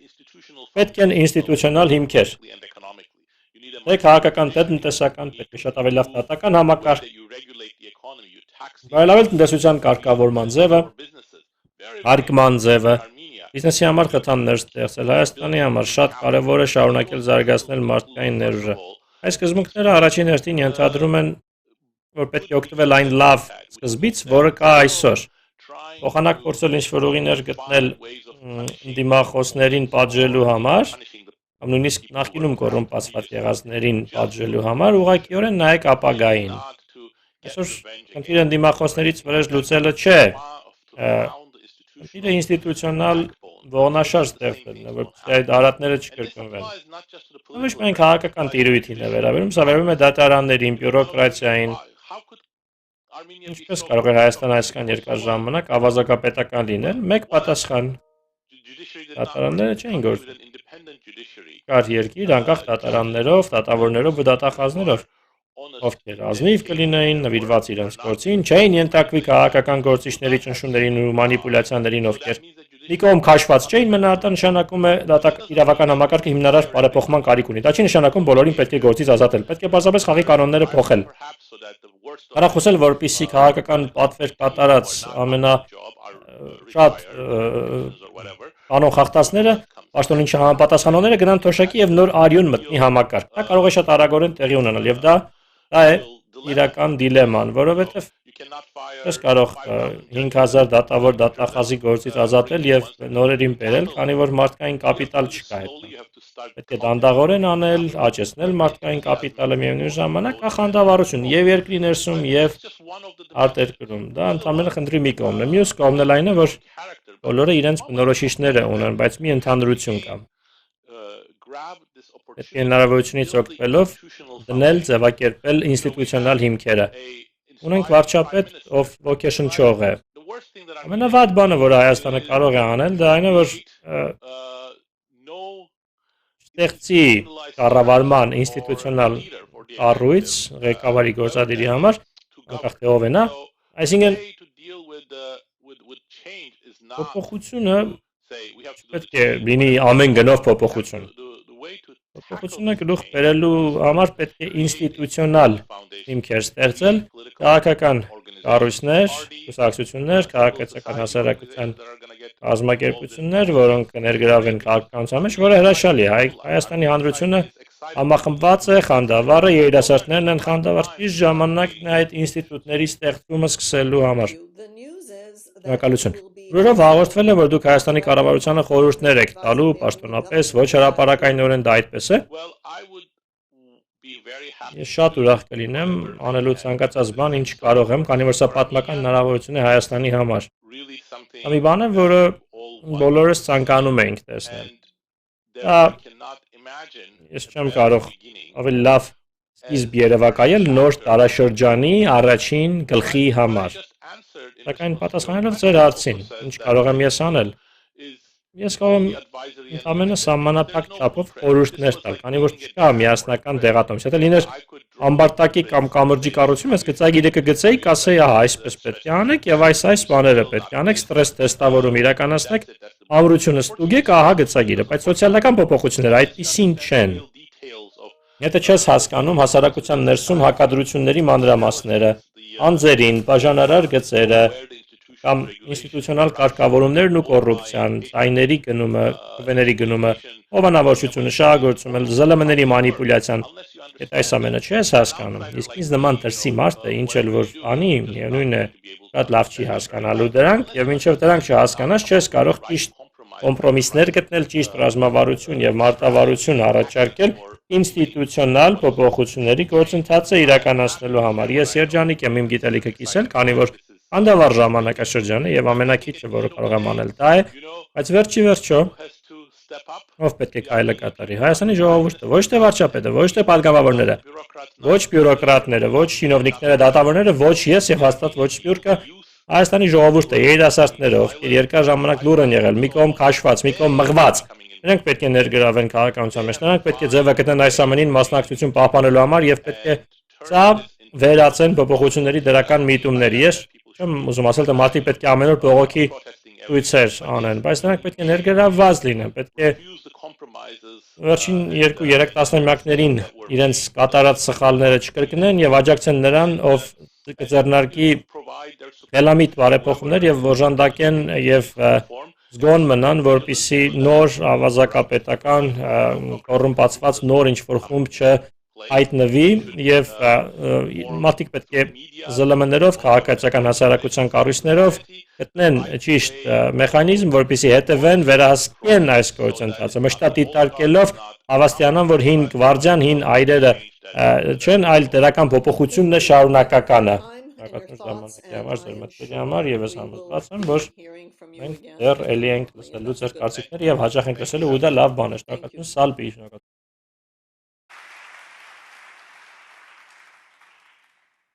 Mr. Terzian, thank you for joining Պարոն Տերզյան, us. շնորհակալություն, որ մեզ հետ I'm եք։ going to ask you one of the Ես questions that is մի հարց եմ տալու, որը possibly the երևս fundamental question ամենահիմներար about հարցն է, երբ մենք future խոսում ենք political and ապագա economic քաղաքական development. And տնտեսական that is the issue of զարգացումների։ energy, because it has Էներգետիկայի both հարցն է, քանի որ security implications as well եւ as economic անվտանգության հետ է implications, կապված obviously. այն եւ տնտեսության։ You're the expert in the Դուք field. փորձագետ What եք։ is it the Armenian government needs to be thinking Հայաստանի about կառավարությունը ինչ as it պետք thinks է about future development? մտածի ապագա զարգացման համար։ էներգետիկան տնտեսության առանցքային հիմնասյունն է, եւ նույն ժամանակ այն քաղաքական անկախության կարևոր տարր է։ Հայաստանի դեպքը դիտարկենք, որ դեպի top 3 ունեցող պետությունը, շնորհական տրամադրված հարևաններով Ադրբեջան, Թուրքիա, մենք պարտավոր ենք մշակել էներգետիկայի համակարգ, եւ ժամանակ պետք է լինի անկախ, տեղական, մաքուր եւ հնարավորինս էժան եւ ցածրարժեք։ Ներկայիս համակարգի հիմքում հիմնականում միջուկային էներգետիկան է։ 9 ատոմակայան ունենք եւ կառավարությունը մտադիր է այն մինչեւ 2027-ը օգտագործել, դա իրոք առավելագույն սահմանն է։ Որքան ես գիտեմ, այլ ընտրանքներ կան։ Եվ մենք ուշանում ենք, որովհետև բավականաչափ ժամանակ համակարգի մյուս մասը հիմնված է հիդրոէներգետիկայի վրա եւ գազով աշխատող ճեկերի վրա, թերմոէլեկտրակայանների։ Ինչ պետք է անել։ Առավելագույնը քաղել արևի եւ քամու ներուժից Հայաստանում։ Մենք շատ ունենք քամու ներուժ, արևային էներգետիկայի ներուժ։ Այս երկուսով մենք կարող ենք անհրաժեշտ էներգիա արտադրել, կայնի փոխարեն մեզ այլևս միջուկային կայան պետք չէ, եթե մենք զարգացնում ենք արևային եւ քամու էներգետիկան առավելագույն չափով։ Այն ժամանակ մենք կարող ենք հեկերի արտադրությունը կրկնապատկել եւ օգտագործել ավելի բարձր ՕԳԳ-ով միջոցներ։ Հայաստանում շատ են տապոնները, աղբը։ Սովետական շրջանում խնդիր կար, միշտ մատակարարմամբ էին խնդիրը լուծում, ոչ թե արդյունավետության բարձրացմամբ, օգտակար գործողության գործակցի բարձրացմամբ։ Ջրի կարիք ունեիր, նոր մատակարարման ջրագիծ էիր ավելացնում, չէիր մտածում, թե ինչպես եղած ջրային ռեսուրսներ ավելի լավ օգտագործես։ Այդ դա պետք է փոխել եւ կորուստները նվազեցնել։ Մենք ջրային շատ պաշարներ ունենք եւ մենք շատ բան կարող ենք անել եւ էլեկտրաարտադրության մեջ եւ ոռոգման մեջ։ Եվ վերջում մեկ բան, մեզ անհրաժեշտ է բնական գազով աշխատող որոշ կայաններ, որովհետեւ բալանսավորման խնդիր ունենք, այսինքն մեզ էլի բնական գազը պետք է, բայց հիմնական աղբյուր էներգետիկայի պետք է լինի եւ կարող է լինել արևայինը, քամու, հողմային էներգիան եւ հիդրոէներգետիկան։ Բնապահպան ակտիվիստների ասացին համահունչ է վերջին 5-6 տարիների։ Եվ ես կրկնեցի ձեր ասածը, անցյալ օրը ընկերոջս ինքն ասաց, հնարավոր է, որ Հայաստանը իրականում այդքան ունի, որ կարող է իրականում միայն այդ երկու աղբյուրների վրա հիմնվել հեկեր եւ արևային։ Դա իրատեսական է այդ նպատակը։ Այո, դա իրատեսական է։ Բնական գազից զատ նորից եմ ասում, որովհետև համակարգի բալանսավորման համար բնական գազը օգտագործվելու է էլեկտրաէներգիայի արտադրության համար, բայց հիմնական աղբյուրները պետք է լինեն հիդրոէներգետիկան եւ արևային հողմային էներգետիկան։ Մենք շատ մեծ ներուժ ունենք արևային եւ հողմայինի մեջ։ Մյուս առավելությունը արևային եւ քամու ներդրումների նաեւ որ դա շատ ճկուն ներդրում է։ Կարող է շատ փոքր ներդրում լինել, ընդամենը $1000-ից սկսելով անհատական տան համար, մինչև 100 միլիոն կամ 150 միլիոն կապ չունի։ Խոշոր արևային տնտեսություններում, որոնք արտադրեն էլեկտրաէներգիա, այսինքն դա նաև ճկունություն է ապահովում եւ անկախություն է ապահովում։ Դա անկախ մաքուր էներգետիկայի աղբյուր է։ Դա որովհետեւ Հայաստանում արվում է։ Դեռևս մեծ մասշտաբով ոչ։ Վերականգնվող էներգետիկայի մասին օրենքը վերակությամբ ընդունվեց ընդամենը 2 տարի առաջ, մենք շատ ենք ուշացել։ 15 տարի ուշացած ենք այդ ճակատում, բայց դա կարող է արվել, եթե մեծ ջանք գործադրենք, դա կարող է արվել։ Ես կարծում եմ, որ եթե մենք իսկապես անհրաժեշտ ամեն ինչ անենք այդ ոլորտում, մենք դիպած չենք լինի նոր ատոմակայան կառուցել։ Ատոմային էներգետիկան անցյալի էներգետիկա եւ այն շատ ծախսատար է։ Ուզում ես ատոմակայան կառուցել, անհրաժեշտ է $6-7 միլիարդ ներդրում։ Կամ փոքր կամ միջին չափի կայանի համար։ Դա նշանակում է մեր Հայաստանի արտաքին պարտքի գրեթե կրկնապատկում։ Հայաստանի տնտեսությունը դա չի կարող կրել։ Great. Thank you very much. Շատ շնորհակալ։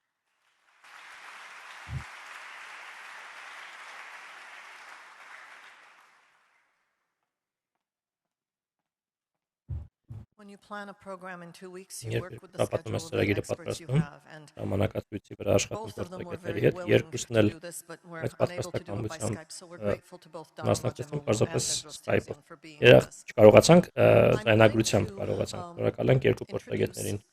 Professor Հիմա ձեզ Dan ներկայացնեմ Mazmanian պրոֆեսոր Դեն and the Մազմանյանին, next panel, Edward Muradian, Grigor հաջորդ Atanasyan, and բանախոսների Emil հաջորդ Sanam. կազմը, Էդվարդ When Մուրադյան, I said we're very Իգոր grateful Աթանեսյան for եւ the university, Էմիլ Սանամյան, a lot երբ of ասացի, really որ good շատ friends երախտապարտ across որ campus. փուհում մեզ Dan հետ են շատ Mazmanian լավ is one of them. ընկերներ, He's a member of our Տեկան academic Մազմանյանը council. հենց այդ He used to ընկերներից be է, dean մեր of the դիտորոշտի policy անդամ, school, նախկինում so քաղաքականության can't get better ֆակուլտետի than getting դեկան the էր։ former dean of the policy school to Դրանից talk լավ about դեկան չես policy. կարող բերել, And որպեսզի what քննարկես happens next? What քաղաքականությունը։ comes to Հաջորդ us քայլերը։ now? What do we do? Հիմա ինչ ենք անելու, ինչ Participating with him սպասենք։ are Edward Նրա հետ Muradian, մասնակցում someone են very Էդվարդ familiar with Armenia's Մուրադյանը, judicial system, Հայաստանի դատական Grigor համակարգի Atanasyan, who's at the քաջացանոթը, University of Missouri, Իգոր Աթանեսյանը originally Միզուրիի from Russia համալսարանից and studying Ռուսաստանից է Fulbright եկել, scholar in the journalism Ֆուլբրայթի school, and Emil դոշակառու է, Sanam, who knows եւ Էմիլ Սանամյանը, ով as much about the region and Տարածաշրջանի military and մասին, strategic initiatives in history as he does ռազմավարական about ծրագրերի Armenia's մասին internal politics. եւ Հայաստանի We're ներքին very քաղաքականության grateful մասին to շատ have բան them all. գիտի։ Շատ Following this երախտապարտ panel ենք նրանց will be the message ներկայության from համար President Sarkissian. եւ այս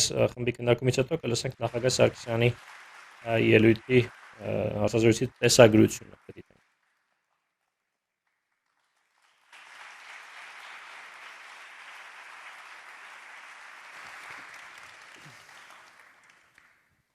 So in this panel, we have Այս the pleasure of նիստի looking ahead. ընթացքում It is մենք time for the քննարկելու ենք program where we ապագա։ ask Ծրագրի այս ourselves փուլում ինքներս մեզ these հարցեր broad ենք questions about moving տանուր forward. հարցեր հետագա քայլերի մասին։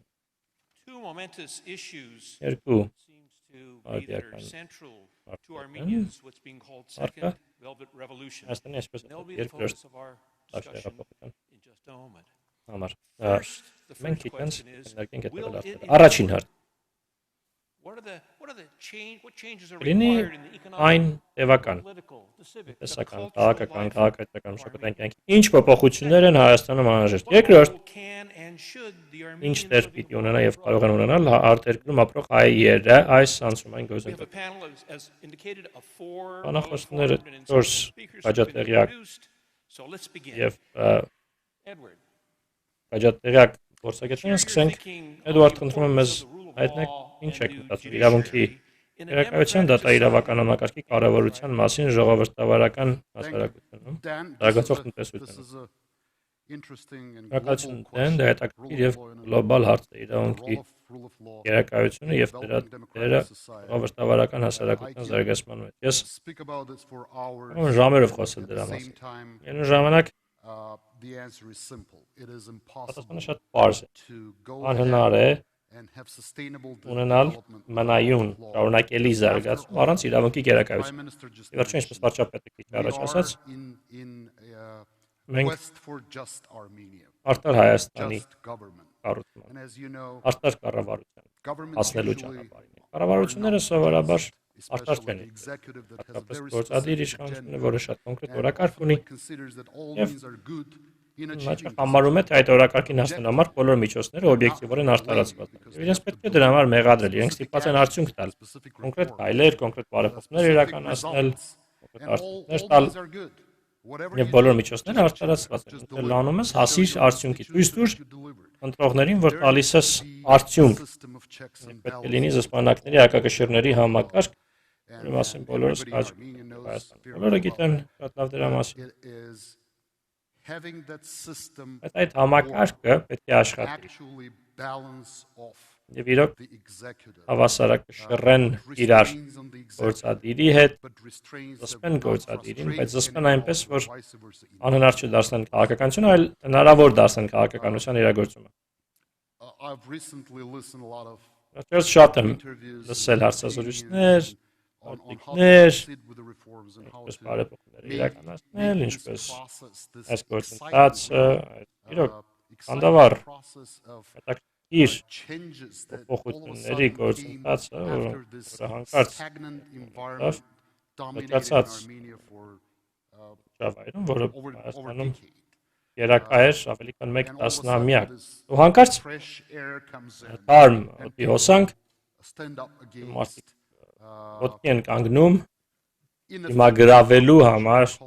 ինչ ասեմ, անարդյունավետ կառավարությանը, անարտարությանը, ինչ ասեմ, եւ փոփոխությունը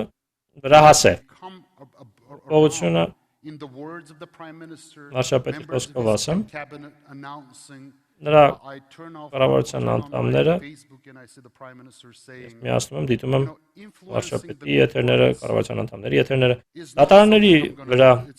ասում է ես չեմ ազդելու, դա ինձ համար կարմիր գիծ է, այդ գիծը ասում է չեմ ատելու, ես չեմ ազդելու դատարանների վրա, եւ որ դատարանները, ասում է վարչապետը, պետք է կարևոր քաղաքական որոշումներ կայացնեն եւ իրենք կարծես հիմա են կարողանում իմանալ ինչպիսի որոշում կայացնել, քանի որ նրանք փակուղու մեջ են, նրանց վրա անընդհատ եղել է գործադիրի ազդեցություն, որը որոշել է, գոնե ամենահնչեղ գործերի ելքը ինչպիսին պիտի լինի, ու հիմա ազդակներ են գալիս, ազդանշաններ են գալիս, հիմա չեն գալիս դատական համակարգին այդպիսի ազդակներ, ազդանշաններ, որոնք նախինում գալիս էին։ Դատավորները մոլորված են, շատ հնարավոր է, որ այդպես է կամ վարչապետը, գոնե այդպես ասած իր ուղիղ եթերում։ Դատարաններին տրված ուղերձը սա էր։ Մենք ձեզ ցույցում չենք տալու այլևս։ Մենք անմիջապես անցում ենք կատարում մի իրավիճակի, որում իրավունքի գերակայություն է, դատարանները անկախ են։ Հիմա դե արդյոք դա բավարար է, որպեսզի դատարանները անկախ դառնան։ Արդյոք դա բավարար է, որպեսզի եթե երկրի ղեկավարությունը ուղերձ է հաղորդում, ասում այս պահից դատարանները անկախ են, մենք չենք ազդելու ձեր վրա, ձեր որոշումների վրա, գնացեք ինչպես ուզում եք որոշեք։ Արդյոք դա բավարար է։ Բարձ մի հարց ներկայացնում, մի ավելի կոնկրետ որոշակի հարց, ինչ էլ ասեմ, շատ ընդհանրական կլինի։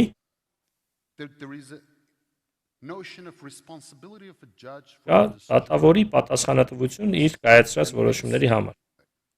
Ինչի հասկացություն կա։ Եվ այդ պատասխանատվությունը օրենքով նախատեսված պատասխանատվությունը երկար քննարկվել է։ Ու շատ քաղաքական գործիչներ զգում են, որ դատավորները այո, պետք է պատասխանատու լինեն իրենց որոշումների համար։ Չէ՞ որ այդպես է։ Համաձայն չեք։ Մենք դատավորին տալիս ենք այդքան իշխանություն, որ իր ուզած որոշումը կայացնի։ Մենք ասում ենք, օրենքի հիման վրա կայացրու եւ վերջ, խնդիր չկա։ Դատավորը պետք է արդյոք պատասխանատու լինի այդ որոշումների համար։ Այո։ Ոչ։ Ով է կարծում դատավորը պետք է պատասխանատու լինի իր որոշումների համար։ Իհարկե այո, թե իհարկե ոչ։ Այո, ով է կարծում այո, պիտի լինի։ Միշտ պատասխանն է այո։ Իսկ ով է կարծում ոչ։ Իմ եզրակացությունը, ես չգիտեմ սխալ եմ թե չէ, ինձ ուղեք դեն խնդրում, բայց իմ եզրակացությունը, որ ակտիվ լսարանի մեծ մասը կարծում է դատավորները պետք է լինեն պատասխանատու իրենց որոշումների համար։ Գիտեք ինչ կա։ Հենց նոր վերացրեցիք դատական անկախություն ասում։ Որովհետև դուք հենց նոր ասացիք, որ դատավորը պարտավոր է որոշումը կայացնել, բայց կլինի մեկը, ով որ կարողանա դատավորին դատավորից պատասխան պահանջել այդ որոշման համար։ Մենք հիմա չենք ասում վերադաս դատարան, որ դատավորին չի պատասխանատվության ենթարկել, որ ընդամենը ուղղում է դատավորի թույլ տված սխալը։ Նույն այդ հարցը քննարկվեց Հայաստանում եւ որոշվեց, որ այո, դատավորը պետք է պատասխանատու լինի իր որոշումների համար։ Եվ այդ պատասխանատվություն, արտարադատության նախարարություն, դատական խորհուրդ, հիմա բարձրագույն դատական խորհուրդ հնարավորություն է տալիս դատավորին պատասխանատվության կանչել իր պատշաճ գործընթացով կայացրած որոշման համար։ Եթե օրինակ նա խախտել է, այսպես ճակերտներով խախտել է օրենքը իր որոշման մեջ։ Ամերիկյան որևէ իրավաբանի հարցնեք, որևէ ամերիկյան դատավորի հարցնեք, ինքը պատասխանատվության պիտի ենթարկվի որպես դատավոր իր որոշումների համար։ Մեծ կարմիր տառերով կգրի դատավորը պատասխանատու չէ իր կայացրած որոշումների համար։ Ոչ ոք չի կարող դատավորին պատասխանատվության ենթարկել իր կայացրած դատական ակտի համար, քանի որ դա է դատական անկախության սկզբունքը, դատարանի անկախության սկզբունքի հիմքը։ the most important obligation of the Ամենակարևոր պարտավորությունն է դատավորի ապահովել պատշաճ դատավարություն։ Իսկ կողմերը կարողանան իրենց պարտքները ներկայացնել, վիճաբանել եւ դատավորը կայացնի որոշում, բայց եթե նա պատասխանատու է իր որոշման համար որևէ պաշտոնյայի առաջ, ուր մնաց նրա անկախությունը։ Սա կարելի է ժամերով շարունակել։ Ես հասկանում եմ, որ մենք աշխատում ենք դատական բարեփոխումների վրա Հայաստանում արդեն 15 տարի, տարբեր փուլերով, ինձ բախտ է վիճակվել մի փուլի մասնակցել, հետաքրքրաշարժ գործառույթներ ինձ համար, նորանշանակ դատավոր էի այն ժամանակ, այդ բարեփոխումների արդյունքում մեծ փոփոխություններ եղան դատական համակարգում, եւ ես հուսով եմ այս գործընթացը հիմա ավելի առողջ քաղաքական միջավայրում, որը հուսով եմ կտևավորվի նոր ընտրությունից հետո, խորհրդարանի հուսով եմ, որ իսկապես մենք ունենանք ավելի ուժեղ, ավելի անկախ դատական համակարգ եւ արդար Հայաստանի երազանքը իրականություն։ Արտարության համար ասեմ, որ ցանկացած բան, որը մինչ այսօր արվել է, կամ մեծ մասը, որն արվել է մինչ օրս, Հանուր առմամբ մեծ մասամբ դրական զարգացում դրանք չեն տվել արդյունքը մի պարզ պատճառով քաղաքական կամք չի եղել ունենալու անկախ դատարաններ երեկ վարչապետի ուղի եթերը դիտելուց հետո ելույթ, որը պատրաստել է այսօր համար, մի կողմ դրեցի, որպեսզի կամ ձեզ ասեմ, որ Հայաստանում կա քաղաքական կամք ունենալու անկախ դատարաններ,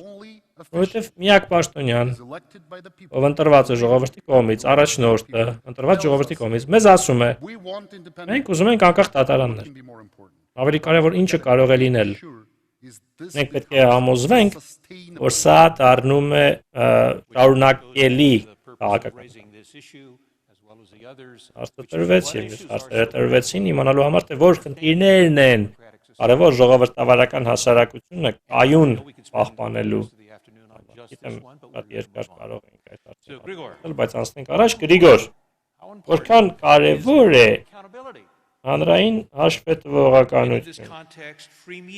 Այս պարագայում ազատ ԶԼՄ-ները որպես իրական ժողովրդավար հասարակության ողնաշար։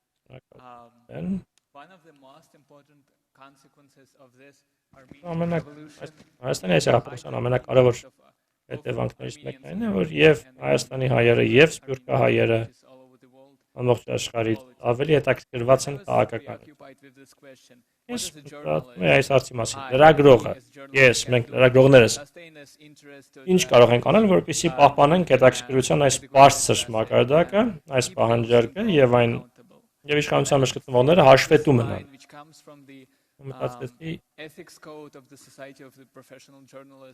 լրագրողների միության էթիկայի կանոնագրքից մի կանոնի մասին։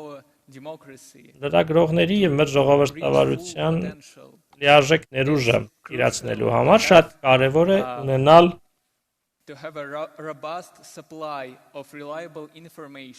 արժանահավատ տեղեկատվություն Արևարագույն հարցերի մասին։ Եվ այդ տեղեկատվությունը պետք է բոլորին հասանելի դառնա։ Կարող մտածեք ինչ է դա նշանակում։ Այն, որ բոլորս պետք է շատ բան իմանանք դրա մասին, ինչ կատարվում է մեր կառավարության բոլոր օղակներում։ Իսկ ինչպես ենք մենք դա անում, ինչպես է ես որպես լրագրող ինչպես դա անեմ։ Տարբեր գործիքներով ենք դրա մասին խոսում։ Հայաստանում կան այդպիսի գործիքներ։ Հայաստանում կա օրինակ Տեղեկատվության ազատության մասին օրենք, որը ընդունվել է մոտ 15 տարի առաջ։ Այն ամբողջովին դեռ չի իրականացվել, բայց հիանալի օրենք է, որով պետական պաշտոնյաները պարտավոր են տեղեկություններ բացահայտել հատկապես լրագրողների հարցումների դեպքում։ Օրինակ, ում են աշխատանքի ընդունել, ինչպես են ընդունել գումարը, ինչպես են ծախսել եւ այլն։ Մի քիչ մնացած է օրենքը, քանի որ ընդունվել է 15 տարի առաջ, միգուցե կարելի է փոփոխել, բայց անգամ այս օրենքի կիրառումը Սականապես փոխեր ամբողջ պատկերը եւ երկրի ողջ քաղաքական կյանքը։ Մենք լրագրողներս պետք է պահանջենք կիրառել այդ գործիքները, որոնք մենք արդեն իսկ ունենք։ Եվ անկեղծորեն ասեմ, որպեսզի ժողովրդավարությունն աշխատի, լրագրողներն աշխատեն, ինստիտուցիոնալ թափանցիկություն է պետք։ Երկրի լրագրողները պետք է դա պահանջեն։ Նոր կառավարությունը այս պահի դրությամբ կարծես շատ ըմբռնումով է վերաբերվում թափանցիկությանը։ Եվ անցումային ողջ շրջանում էլ գիտեք Նիկոլ Pashinyan-ը ինչպես էր պնդում, որպեսզի հանդիպումները, բանակցությունները միայն տեսախցիկների առաջ լինեն, ԶԼՄ-ների ներկայությամբ լինեն։ Հիմա էլ նա Facebook-ով ուղիղ եթերներ, նույնիսկ շնագայլերի մասին էր նա պատմում։ Եվ դա ավելի բաց է, քան նախկին կառավարությունը երբևէ եղել է, բայց ԶԼՄ-ները, որոնք պահանջում են ինստիտուցիոնալ դաշտ, ինստիտուցիոնալ համակարգ, պետք է շարունակեն։ Շատ կարևոր է իմանալ, թե ինչ է կատարվում։ Վարչապետի առանձնատանը, բայց իմանալ նաև թե ամեն օր ուրեմն հանդիպում, նրա օրացույցը հրապարակվի, նրա հանդիպումների ժամանակացույցը հրապարակվի, նրա նամակագրությունը հրապարակվի, օրինակ ԱՄՆ-ում դա կա, կարող ես պահանջել ցանկացած պետական պաշտոնյայի նամակագրություն, եւ եթե այն գաղտնի տեղեկություն չէ, ապա կտրամադրվի քեզ։ Տեղեկատվության ազատության օրենքի համաձայն, ԱՄՆ-ի օրենքի համաձայն, որը օրինակ է ծառայել Հայաստանի այդ օրենքի ընդունման համար եւ բոլորդ երևի լսել եք պատմությունը EPA ղեկավար Scott Pruitt-ի մասին, ով բիզնես կլասով էր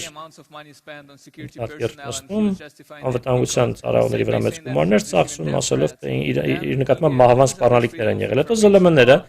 տեղեկատվության ազատության այդ օրենքով հարցում արեցին EPA-ից որևէ նամակ, որը նա ստացել է մահվան սպառնալիքով, եւ EPA-ը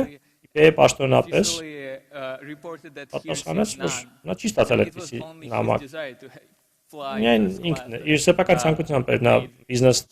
կլասով ռիսկներ ունեցել։ Նման բաներ կուզեի տեսնել Հայաստանում, կուզեի իմանալ ինչ է կատարվում մեր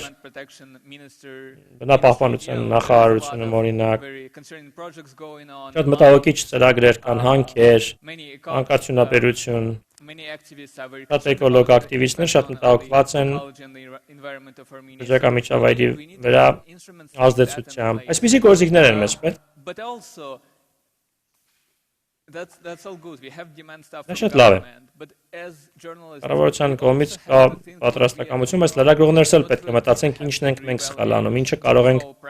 վերագնահատել մեր պրակտիկայի, ստանդարտների եւ էթիկայի մեջ եւ մեկ-երկու հարցեր կան, որոնք ըստ իս հիմա ճիշտ ժամանակն է բարձրացնել։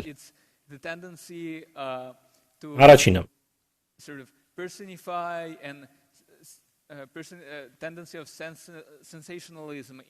Սենսացիոն լուրերի գնալու հակումն է լրատվության մեջ, երբ ասում ենք X-ը Y-ի դեմ, այս ինչ հայտնի կամ անհայտ մարդը, այս ինչ բանն ասաց այն անձի մասին, ոչ թե քննարկել համակարգային խնդրեմ։ Օրինակ, կարող ենք խոսել ցանկացած բանի մասին, որը Ագիկ Տարուկյանը կամ Սամվել Ալեքսանյանն ասել է, դա նստենք ամբողջ օրը ամեն օր քննարկենք կամ Պուտինին քննարկենք։ Բայց քննարկել թե ինչու չունենք արեստավարժ օրենսդիր, ինչու են այդ օլիգարխները падգամավոր, ինչ օրենքներ պետք է ընդունվեն, ինչ օրենքներ պետք է գրվեն։ Ի վերջո կարմիր գիծը քաշվի մի կողմից հատուկ շահերը, մյուս կողմից հանրային ծառայությունը լինեն։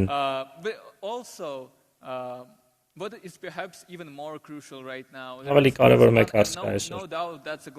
Մեր կասկած չկա, որ դա գլոբալ միտում է, բայց Հայաստանում էլ կա այս միտումը։ Բացասական լուրերի վրա կենտրոնանալու միտումն է սա, որ հատկապես վտանգավոր է այսօր։ Եվ բոլորն են սա հիշատակել։ Քաղաքացիների աննախադեպ մասնակցություն Հայաստանի քաղաքական կյանքին եղավ։ Հայկական լրատվամիջոցները պետք է այնպես անեն, որ դա չվտանգվի։ Եթե մենք շարունակենք բացասականը լուսաբանել, այդ համայնքաշինությունը կատարվի, քաղաքացիների մասնակցությունը կատարվի։ Մարդկանց կարող է վերադարձնենք այն հին պատմույթի դաշտ, որ քաղաքականության դաշտը վատ է, անազնիվ մարդկանց դաշտ է, ազնիվ մարդը քաղաքականության մեջ անելիք չունի, դա դեպրեսիայի աղբյուր է, մութ դաշտ է, ավելի լավ է մնաս քո մասնավոր կյանքի դաշտի մեջ, հետաքրքիր քո անձնական կյանքով ապրես հանրային տարածք մուտք չգործես։ Այս սրանք էին իմ մտահոգությունները։ Իգոր մեզ մի լուրջ մարտահրավերի մասին է։ Բայց այո, ապագայի մեջ դա հաշվետու գործելակերպի խնդիր է եւ ԶԼՄ-ների տերը համամարտկային խնդիր է, դատարանների խնդիրն էլ բոլոր հասարակությունների խնդիրն է, բայց այսօր Հայաստանը ուղղակիորեն կանգնած է այդ խնդիրների առաջ։ Անցնենք երրորդ ոլորտին, մեզ հետ խոսի Skype-ով Իրինան։ Ինչ կարևոր փոփոխություններ են պետք Հայաստանի պետական կառույցներում, որպեսզի իրենք ավելի լավ ծառայեն մարդկանց, այսպես ասենք, այդ խորհրդային Հայաստան։ Professor Mazmanya, Professor, thank you so much. Շատ շնորհակալ։ Well, first of all, let's be clear that Առաջ institutions բարձ do ասենք, not deliberately fail. ինստիտուտները Institutions are կավոյալ managed չեն ծախողվում։ and run Ինստիտուտները by people. կառավարվում են, ղեկավարվում մարդկանց Political leadership կողմից was եւ in charge քաղաքական of the state institutions in Armenia առաջնորդներն that են has failed at Հայաստանում leadership. պետական կառույցների There are very գործառույթը few state ծախողել։ institutions in Քիչ Armenia են that we Հայաստանում could այն պետական confidently կառույցները, say որոնց մասին վստահաբար are կարող ենք established ասել, bodies, have որ institutional memory, ստեղծված մարմիններ են, կայացած մարմիններ ունեն ինստիտուցիոնալ հիշողություն եւ կարող են քաղաքական իշխանության փոփոխություններ վերապրել, որպես իրական ինստիտուտներ գործել ներքին զսպանակագշիռներով, ոչ թե ուղղահայաց իշխանական կառուցվածքով։ Երկար Հայաստանում այդպես էր հատկապես արտարադատության ոլորտում կամ այլ ոլորտներում։ Այն զատկային, որ ինստիտուտները Հայաստանում ինստիտուցիոնալ ուիլ կառուցվածք են ունեցել, առաջնորդի այդ ինստիտուտները ղեկավարող առաջնորդները էլ ավելի մեծ դեր են անցնել եւ իրականացրել։ Հայկական առաջնորդները Հայաստանում պետական ինստիտուտները ղեկավարվել են հանրապետական կուսակցության կողմից, որը իշխանության մեջ է եղել ավելի քան 10 տարի։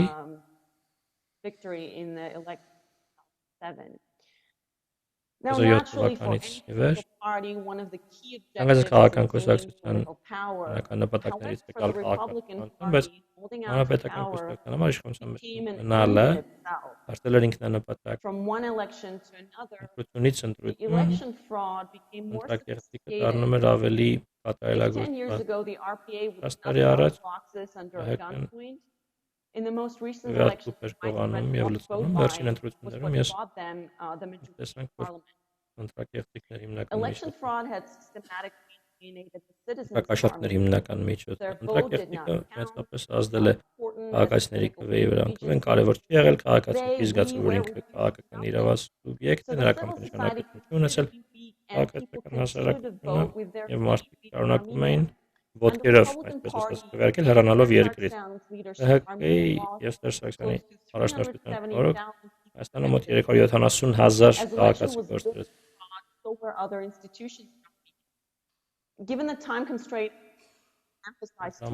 Ժամանակը երկու ուղղություններ ընդգրկում։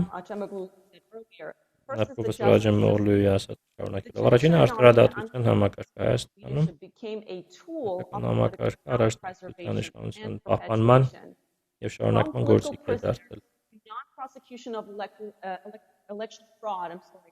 Քաղաքական բանդակյալներից մինչև ընտրակեղծիքի մեղավորների եւ 2008 մարտի 1-ի մեղավորների չպատժելը այդ մարդկանց շատերը վերջին տասնամյակում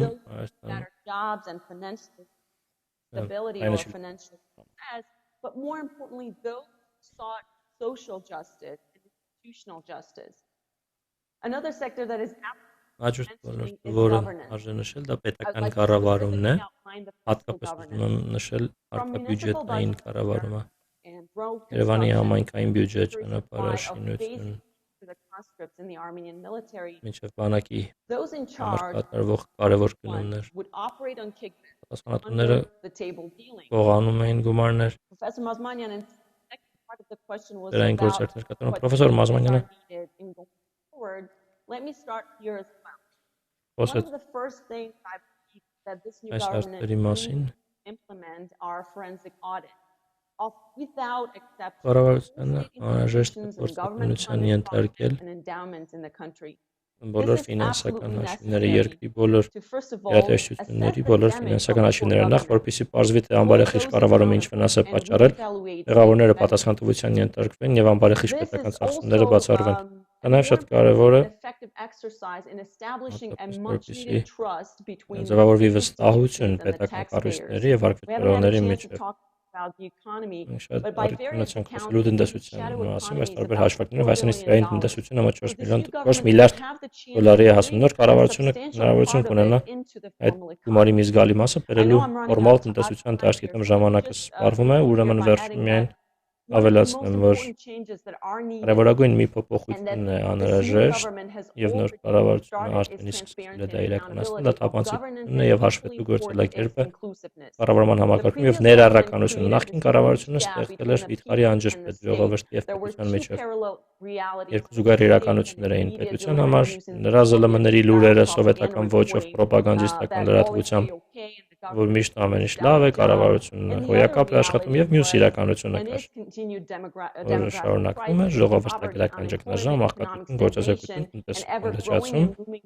external state budget. եւ Now, the ballot արտաքին մեծացող revolution was բարդ the most Ավշա effective հեղափոխությունը exercise in bridging that ամենակարևոր gap, գործընթացները այդ making անջրպետը people more հաղթարելու համար, որպեսզի inclusive մարդիկ and ավելի participatory ներառված in լինեն, ավելի the մասնակից process. լինեն քաղաքական May 1st գործընթացներին, alone was historic because այսի every մեկը Armenian պատմական was էր, glued բոլոր to his or her mobile device հայերը for close to 10 իրենց hours կողմային listening to the հեռախոս political Q&A են on the կպած floor in the parliament. 10 ժամ That's more դիտում than էին an խորհրդ average տարանի American's viewing time of C-SPAN in հարցուպատասխանը։ his or her entire life. And let me end here on this positive Անով note. ավարտում Thank այդ you. իրական նոտայի վրա։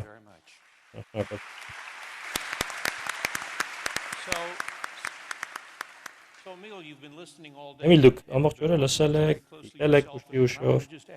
եկել եք, ես ուզում եմ ձեզ հարց տալ, ամփոփելով այս։ Հիմնվելով այս ամենի վրա ինչ լսել եք, զուգահեռներ կարող եք հաստատել Հայաստանի այլ երկրների նույն խնդիրների հետ։ Going to try to be a little entertaining considering I'm the last here, and this is still sort of the tail end of the celebrations that we saw on April 23rd, that we saw on May 8th. What were we exactly celebrating? Whether that people in Armenia or us here, sort of gaze towards Armenia, permanent attention towards Armenia, so fan group of Armenia that we are in the United States. One fundamental thing that we were celebrating that finally, որ վերջապես 30 տարի հետո Հայաստանի քաղաքացիները կարողացան ձևավորել քրիտիկական զանգված եւ իրենց իշխանությունը իրականացնելով իբել երկրի առաջնորդին հրաժարական տալ եւ իշխանությունը փոխանցել ընդդիմադիր տեխնացուի։ in Armenia's history prior to this, in independent Armenian history, ever before. And this is something that was not created over a 2-week period. It was not created over this march that Nikol Pashinyan did from Gümrü to Yerevan. It was created through this very little and some of the bigger streams of erosion of this monopoly on power that was occurring in Armenia over the past decades. This institution is part of that effort to erode that monopoly on power through supporting critical research, supporting independent media like Salvi was involved in that. All of that work had finally borne this fruit. Now that the fruit, what do we really have now today with this new Armenia, with the number one issue that we are enjoying here is this new sense of buy-in into the government and into the country. Կառավարության երկրի գործընթացներին ժողովրդի մասնակցության նոր աստիճանն է։ Նախկինում արտարացումներ կային, թե կառավարությանը հնարավոր չէ փոխել ընտրության արդյունքը։ Հայտնի է, կեղծված է, ես չեմ կարող իմ կարծիքը հայտնել այս եւ այն հարցի մասին, բիզնեսը չեմ կարող կառավարել արկային տեսության պատճառով։ Այդ արտարացումները այսօր ամրել։ Դա դեռ անմիջապես չի նշանակում հաջողություն։ Հայաստանի մասին, Ուկրաինայի մասին եղել են գործառույթներ եւ եղել են հաղթանակի, ժողովրդի հաղթանակի պահեր, որոնք տևական հաջող արդյունքի չեն բերել։ Այնտեղ առաջընթացը մնայուն է, ես կարծում։ Անձամբ ես ակնկալեի, որ այս անդախ եւ կայուն տեմպով առաջընթացի արդյունքում Հայաստանը կար որակապես նոր հանգրվանի has that exit moment when he is Երբ Նիկոլ Փաշինյանը կունենա այդ ելքի պահ, երբ նրան իշխանությունից հեռացնեն, հուսով ենք ոչ թե ժողովրդի ընդվզման, այլ ընտրության արդյունքում, որովհետև այդ պահը ապագայում պետք է տեղի ունենա, որպեսզի Հայաստանը ունենա հաջողված համակարգ, որ կառավարության իշխանափոխություն լինի։ Ինձ սպանակն երակակշիռն է։ Եթե նայում ենք Հայաստանի պատմության վերջին 10 տարիները, Sarkissian-ի կանոնության ներքո, կարող ենք տարբեր բացասական երևույթներից բողոքել, որոնք Հայաստանում կային, ու մենք բոլորս դրանց մասին գիտենք, բայց մի բան էլ էր Հայաստանում կատարվում։ Այսինքն ԶԼՄ-ներն շատ ավելի ազատ են դարձել, քան ուրիշ երկրներում բացառությամբ այդ արձաշրջանի բացառությամբ Վրաստանի։ Ավելի մեծ հանդուրժողություն կար ցույցերի նկատմամբ, որը նախինում չկար։ Այս ամենի շնորհիվ այսօրվա պահը հնարավոր դարձավ, եւ հուսով ենք, որ նոր կառավարությունը ավելացնի այդ առաջընթացին եւ արդյունքում Հայաստանը ել ավելի հաջող պետություն կլինի, հաջողված պետություն կլինի իր քաղաքացիների համար։ Կարեկելով թե ինչ է կատարվում աշխարհում եւ բոլոր հայերի համար մտահոգություն կա, եթե նայում ենք ինչ եղավ Հայաստանում, եղավ հեղափոխություն, շրջապատված է հակահեղափոխական ուժերով։ Կառավարությունները, որոնք վերջին տասնամյակներին մասնակցային համակարգերից հեռացել են, նվազ մասնակցային եւ ավելի սահմանափակող են դարձել, տեսեք Թուրքիան։ Ազատ ԶԼՄ-ներ գրեթե չեն մնացել, նախագահը իշխանությունը կենտրոնացնում նայեք Իրանը, որտեղ եղել են փորձեր արդիականացնելու երկիրը եւ աշխարհի հետ հարաբերվելու, բայց կողմից էլ պահպանողականներ աղբատ երագույն առաջնորդ կառունակում է վերահսկել շատ մեծ դեր ունի եւ ամենի ճնշումը Իրանի բարեփոխիչների նկատմամբ։ Հիմա տեսեք Ադրբեջանը, Ռուսաստանը, որտեղ այս պայդրությամբ ցմահ նախագահներ են իշխանության։ Մտահոգություն կա, որ այս երկրները, հատկապես Ռուսաստանը, Ադրբեջանը միգուցե բավական ուրախ չլինեն Հայաստանի ժողովրդավարական հաջողության համար կամ Հայաստանի առաջ ընթացով։ Պետք է հաշվի առնենք, պետք է Հայաստանի կառավարությունը պետք է գտնի միջոց հաղթահարելու այս մտահոգությունները, հուսով եմ իրենք կգտնեն այդ միջոցը։ Վերջին շաբաթների ընթացքում դրան ականատես եղանք, պարոն Փաշինյանի ազգային հանդիպումների ժամանակ էլ դա տեսանք, Հայաստանի հաջողության մասին մեկ բան էլ ասեմ։ Հայաստանի ինստիտուտների հաջողությունն է եւ պարոն Փաշինյանն էլ այդ փաստը հիշատակել։ Ամենակարևորը բանակին է։ Անպաստավոր որ բանակը չեզոք մնաց բոլոր այս գործընթացներում, շատ նշանակալի իրադարձություններ Հայաստանի համար, այն որ արտգործ նախարարությունում, թեպետ շատերը օրինակ շատ եմ քննադատել նախկին արտգործ նախարարին, բայց արտգործ նախարարությունը շատ նվիրյալ դիվանագետներով, փորձառու աշխատանքներով հիմա Նիկոլ Փաշինյանը ընտրվեց վարչապետ,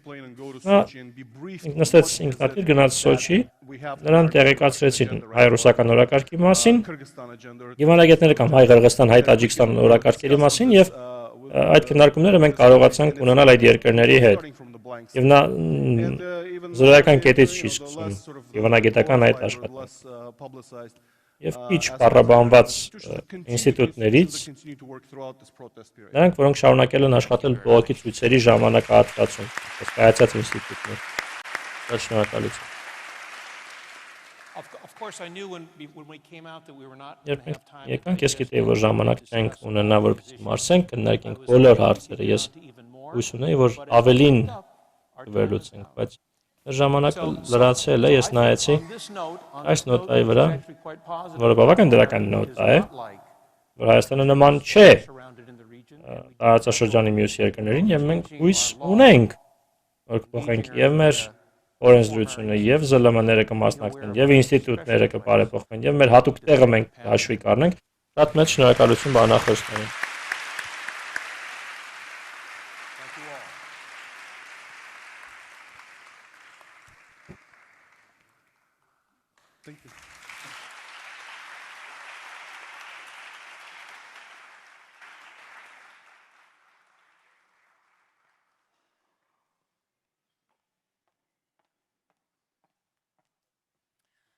And finally, His Excellency, Mr. Armen Sarkissian, պարոն Armen Sarkissian, Հայաստան նախագահ։ What are the biggest opportunities that you return to government office? Well, first of all, thank you very much for this opportunity. Առաջ շնորհակալություն այս հնարավորության համար եւ ցանկանում եմ սանի խոսք ուղղել Արմեն Կալիֆոռնիայի համալսարան Եվ ոչ միայն Կալիֆոռնիայի բոլոր համալսարաններին, ԱՄՆ-ի եւ աշխարհի։ Ուղղում եմ երիտասարդ սերնդին, Հայաստանի ապագա սերնդին։ Այս շարժումը Անուն օգտագործվեց Հայաստանում հեղափոխություն, հայկական ոճով, հայկական ոճով հեղափոխություն, որը համաշխարհային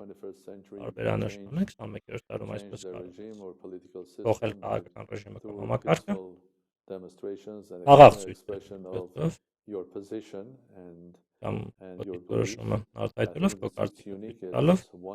այն յուրահատուկ է, այն հրաշալի է, ես կարծում եմ, եւ այն նաեւ շատ կարեւոր է, եւ ես կարծում եմ, որ մենք որպես հայեր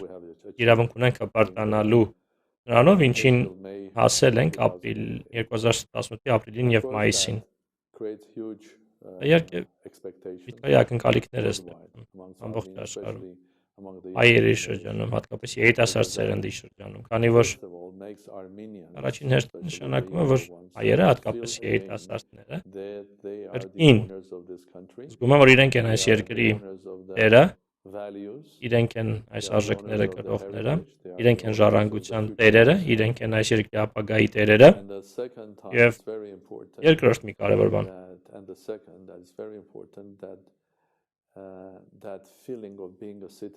այդ քաղաքացի լինելու զգացումը այն է ապագայի համար պատասխանատու լինելու զգացումը կա։ Երբ ինձ առաջարկեցին նախագահ դառնալ, ես կարծեցի, որ 7 տարի ունենամ էվոլյուցիոն ճանապարհով, քննարկումներով եւ անձնական կարծիք հայտնելով, կամ մարդկանց հետ քննարկելով կրկին դառնանք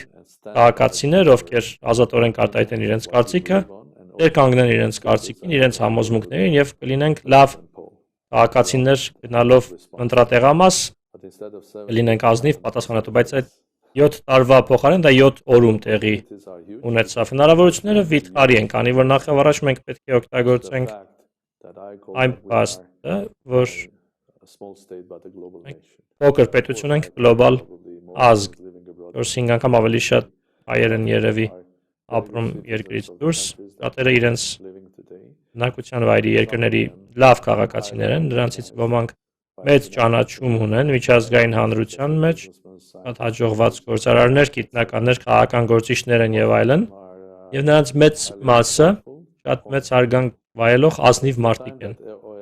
Ժամանակն է, որպեսզի բոլորը գիտակցեն, որ Հայաստանն իրենց հայրենիքը, իրոք իրենց հայրենիքն է եւ իրենք այս պետությանն են պատկանում, այս մեծ ազգի զավակներ են եւ այս առիթը օգտագործելով վերակառուցենք մեր երկիրը, մեր պետությունը հանուն ապագա սերունդների, որպեսզի վաղվա Հայաստանը այսօրվա Հայաստանից ավելի լավը լինի, վաղը չեմ հյուսորն էլ վաղվանից ավելի լավը լինի Հայաստանը։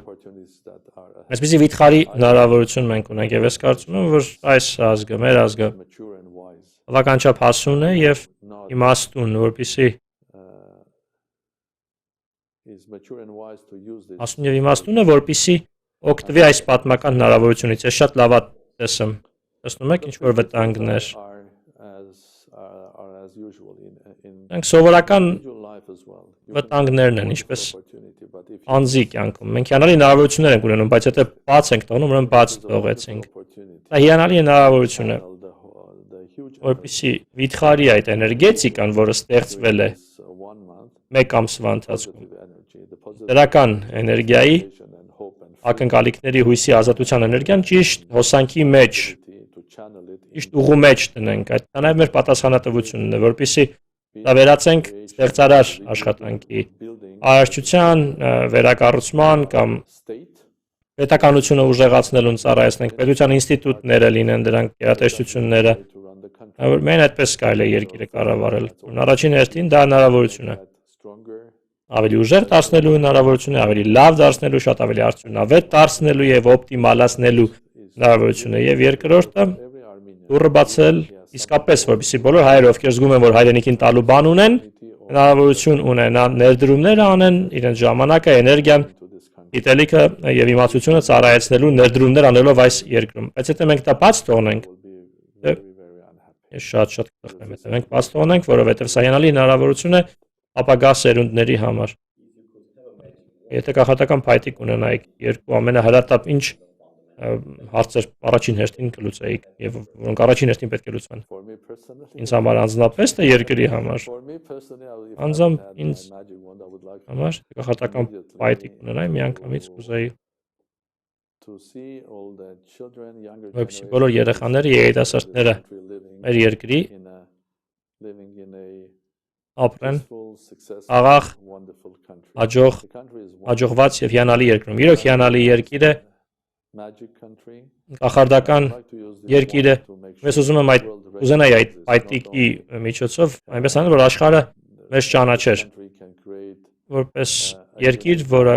կարող է ստեղծել քաղաքական համակարգը փոխելու յուրահատուկ միջոց, երկիրը կարող է հպարտանալ իր ժառանգությամբ, երկիրը կարող է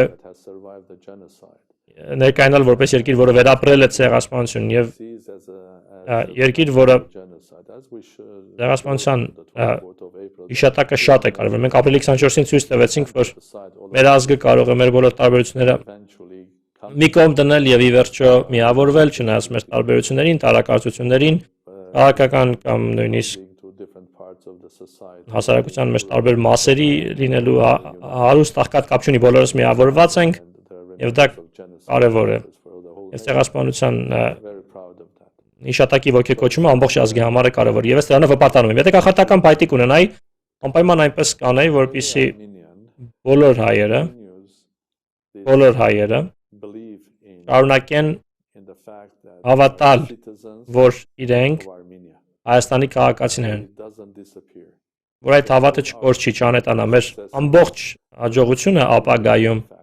կախված կլինի մեկ փաստից։ Արդյոք մենք իսկապես հավատում ենք, որ այս երկրի ապագան մեր ձեռքերում է։ Արդյոք մենք հավատացած ենք, որ մեծ պատասխանատվություն ենք կրում, ոչ միայն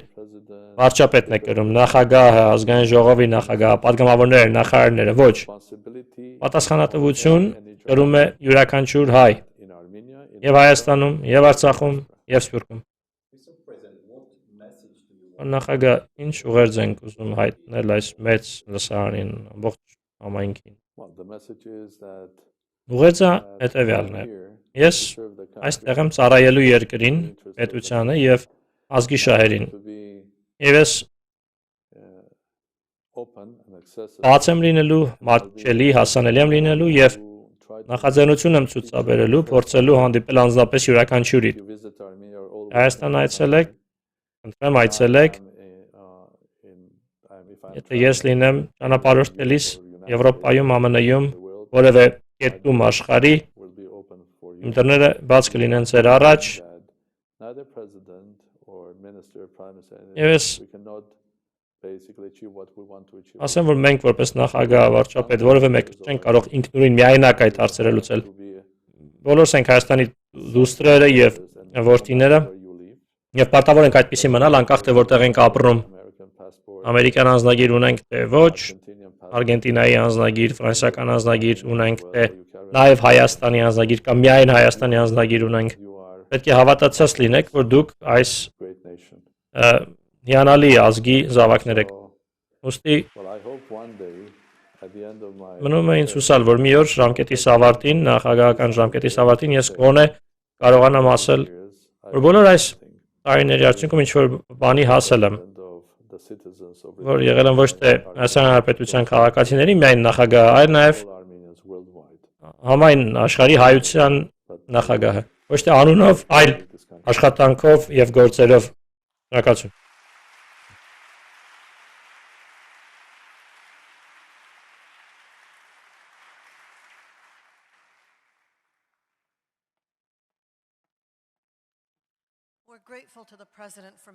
Երախտապարտ ենք նախագահին ժամանակ գտնելու համար, հարցերը մենք ուղարկեցինք, նա մեզ լավագույնս պատասխանեց, շնորհակալություն։ Շնորհակալ եմ Իրինա Ղապլանյանին, դոկտոր Ղապլանյան կներեք չներկայացրեցի, վերջին նիստի կազմը ներկայացնելիս նախքան ավարտելը եւ հյուրասիրության ցույց հրավիրելը 3 W-ների մասին եմ ուզում ասել։ Առաջին W-ն անգլերեն women, կանայք բառն է։ Հայաստանի կառավարությունը հեշտ դարձրեց պաստորեն։ Հայաստանի կառավարությունը Սփյուռքը նույն մարտահրավերի առաջ է։ Մենք պետք է ոչ միայն ներառական լինել կանանց նկատմամբ, այլ նաև ուղիներ ապահովել, որպեսզի ամբողջ ազգի ներուժը օգտագործենք։ Մեր ինստիտուտը պատրաստ է ամեն ինչ այս ուղղությամբ անել։ Մենք պատրաստ ենք այս նույն գործընթացները հասանելի դարձնել կառույցներին, կազմակերպություններին եւ Հայաստանի Հանրապետության կառավարությանը։ Երկրորդ, W-ն Վաշինգտոնն է։ Այս թեման մենք երեքշաբթի կներկայացնենք Վաշինգտոնում։ Հայագիտության ինստիտուտը Brookings-ի ինստիտուտի հետ միասին, Brookings Institution-ի եւ Georgetown-ի համալսարանի հետ միասին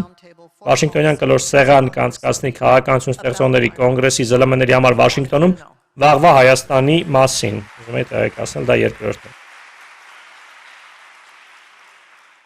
Շնորհակալություն։ Հիմա է ժամանակը դեր կանգնելու այս թեմային եւ թեման Հայաստանին ծառայեցնել ոչ թե մյուս բոլոր հարցերին, որոնք դատեն կարևորում։ Մենք հպարտ ենք եւ ուրախ, որ դա կանենք։ Եվ երրորդ W-ն welcome-ն է, ողջույնը։ Մենք ողջունում ենք ձեր ներկայությունը, ողջունում ենք ձեր շարունակվող հետաքրքրությունը մեր ինստիտուտի նկատմամբ։ Մենք ողջունեինք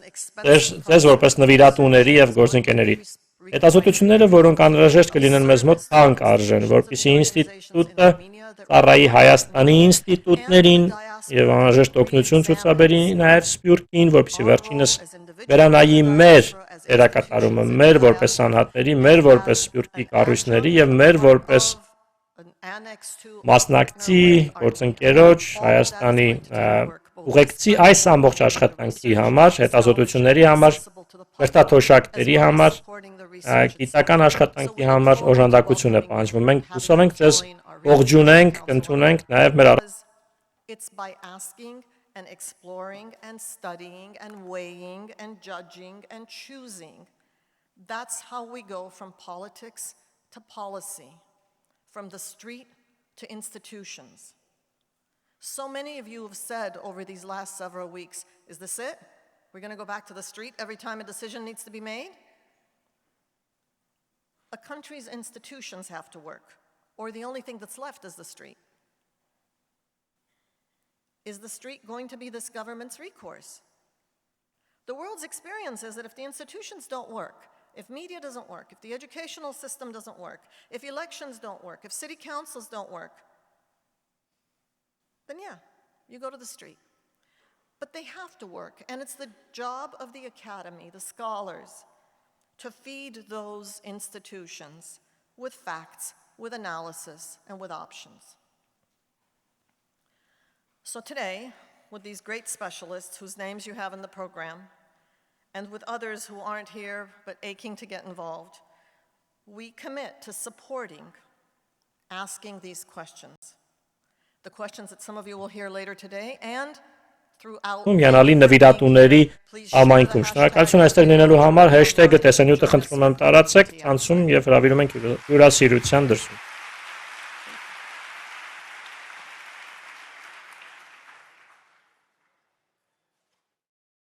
The months to come. Our commitment is that this isn't a one-off, that this is the beginning of a long process to break down each aspect of life in a democratic society. The judiciary, legislation, taxes, the diaspora, local governance. The list is long. And we will break it down and tackle them each, not necessarily at public gatherings like this, probably mostly online, because now the Institute has a media center thanks to the generosity of 2 members of our Leadership Council. So we will be able to do more of these, more urgently, immediately, with more of you engaged. And I want to thank the Leadership Council. You know, I don't spend a lot of time thanking people from stage. I just figure we all do what we do because this is what we choose to do. But I really want to say a huge thanks to the Leadership Council and the donors of the Institute, because without them, this wouldn't be possible. 2 weeks ago, we said, you know, we think we can pull this off. And they said, sure. So thank you. You know who you are, and the rest of you are off there watching us from somewhere. Thank you. Thank you to our United Arab Emirates, Saudi Arabia, Turkey, all began gradually but surely to insert their own interest, thus affecting and hijacking the domestic balance of power inside the country. Of course, here one is correct to focus almost exclusively, at least initially, on that domestic configuration in the case of Armenia, but one cannot rule out and cannot have the luxury to rule out the potential interferences of neighboring countries inside or beyond that. For example, if you talk about Russia, one could safely say Russia had little impact on this bottom-up revolution or movement or whatever you want to call it. But Russia might decide, if not others, to insert itself to co-write the unfolding story of the Armenian book. And with that, I urge everybody, including this audience who is a participant and a player for the unfolding Armenian story, to be vigilant and to maintain the focus on the end result, the desired result, which is the creation of a responsible polity, accountable government that is first and foremost for the Armenian peoples wherever they are. Thank you.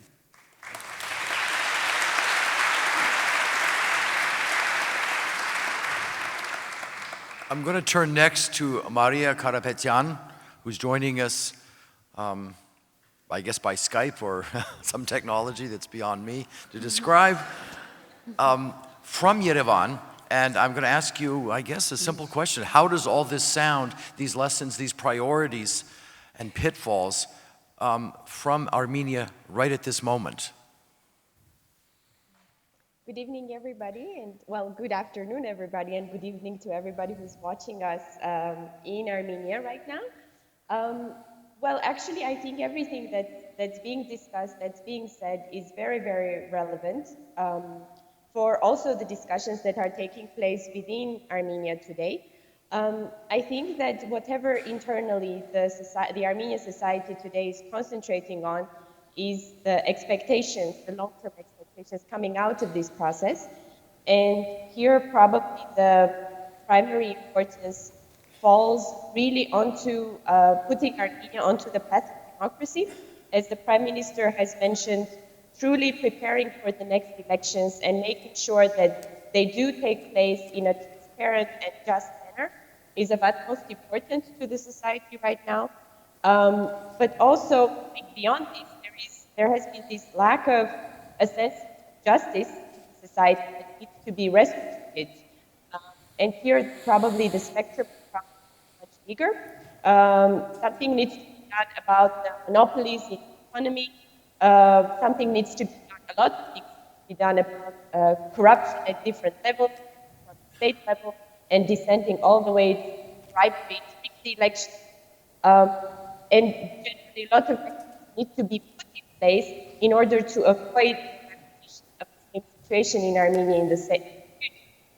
Also, the legislative changes that have taken place in Armenia in the recent years are all questionable. Place in order to consolidate more and more power in the party's hands, and in particular in leadership, even small changes, all the way to the constitution, are now being questioned. So, another important step that we take is to have open public dialogue regarding all changes that have taken place in Armenia. How many of them how many of them can be reversed, or should we actually close taking into consideration whatever that has already been done, a new page. Thank you.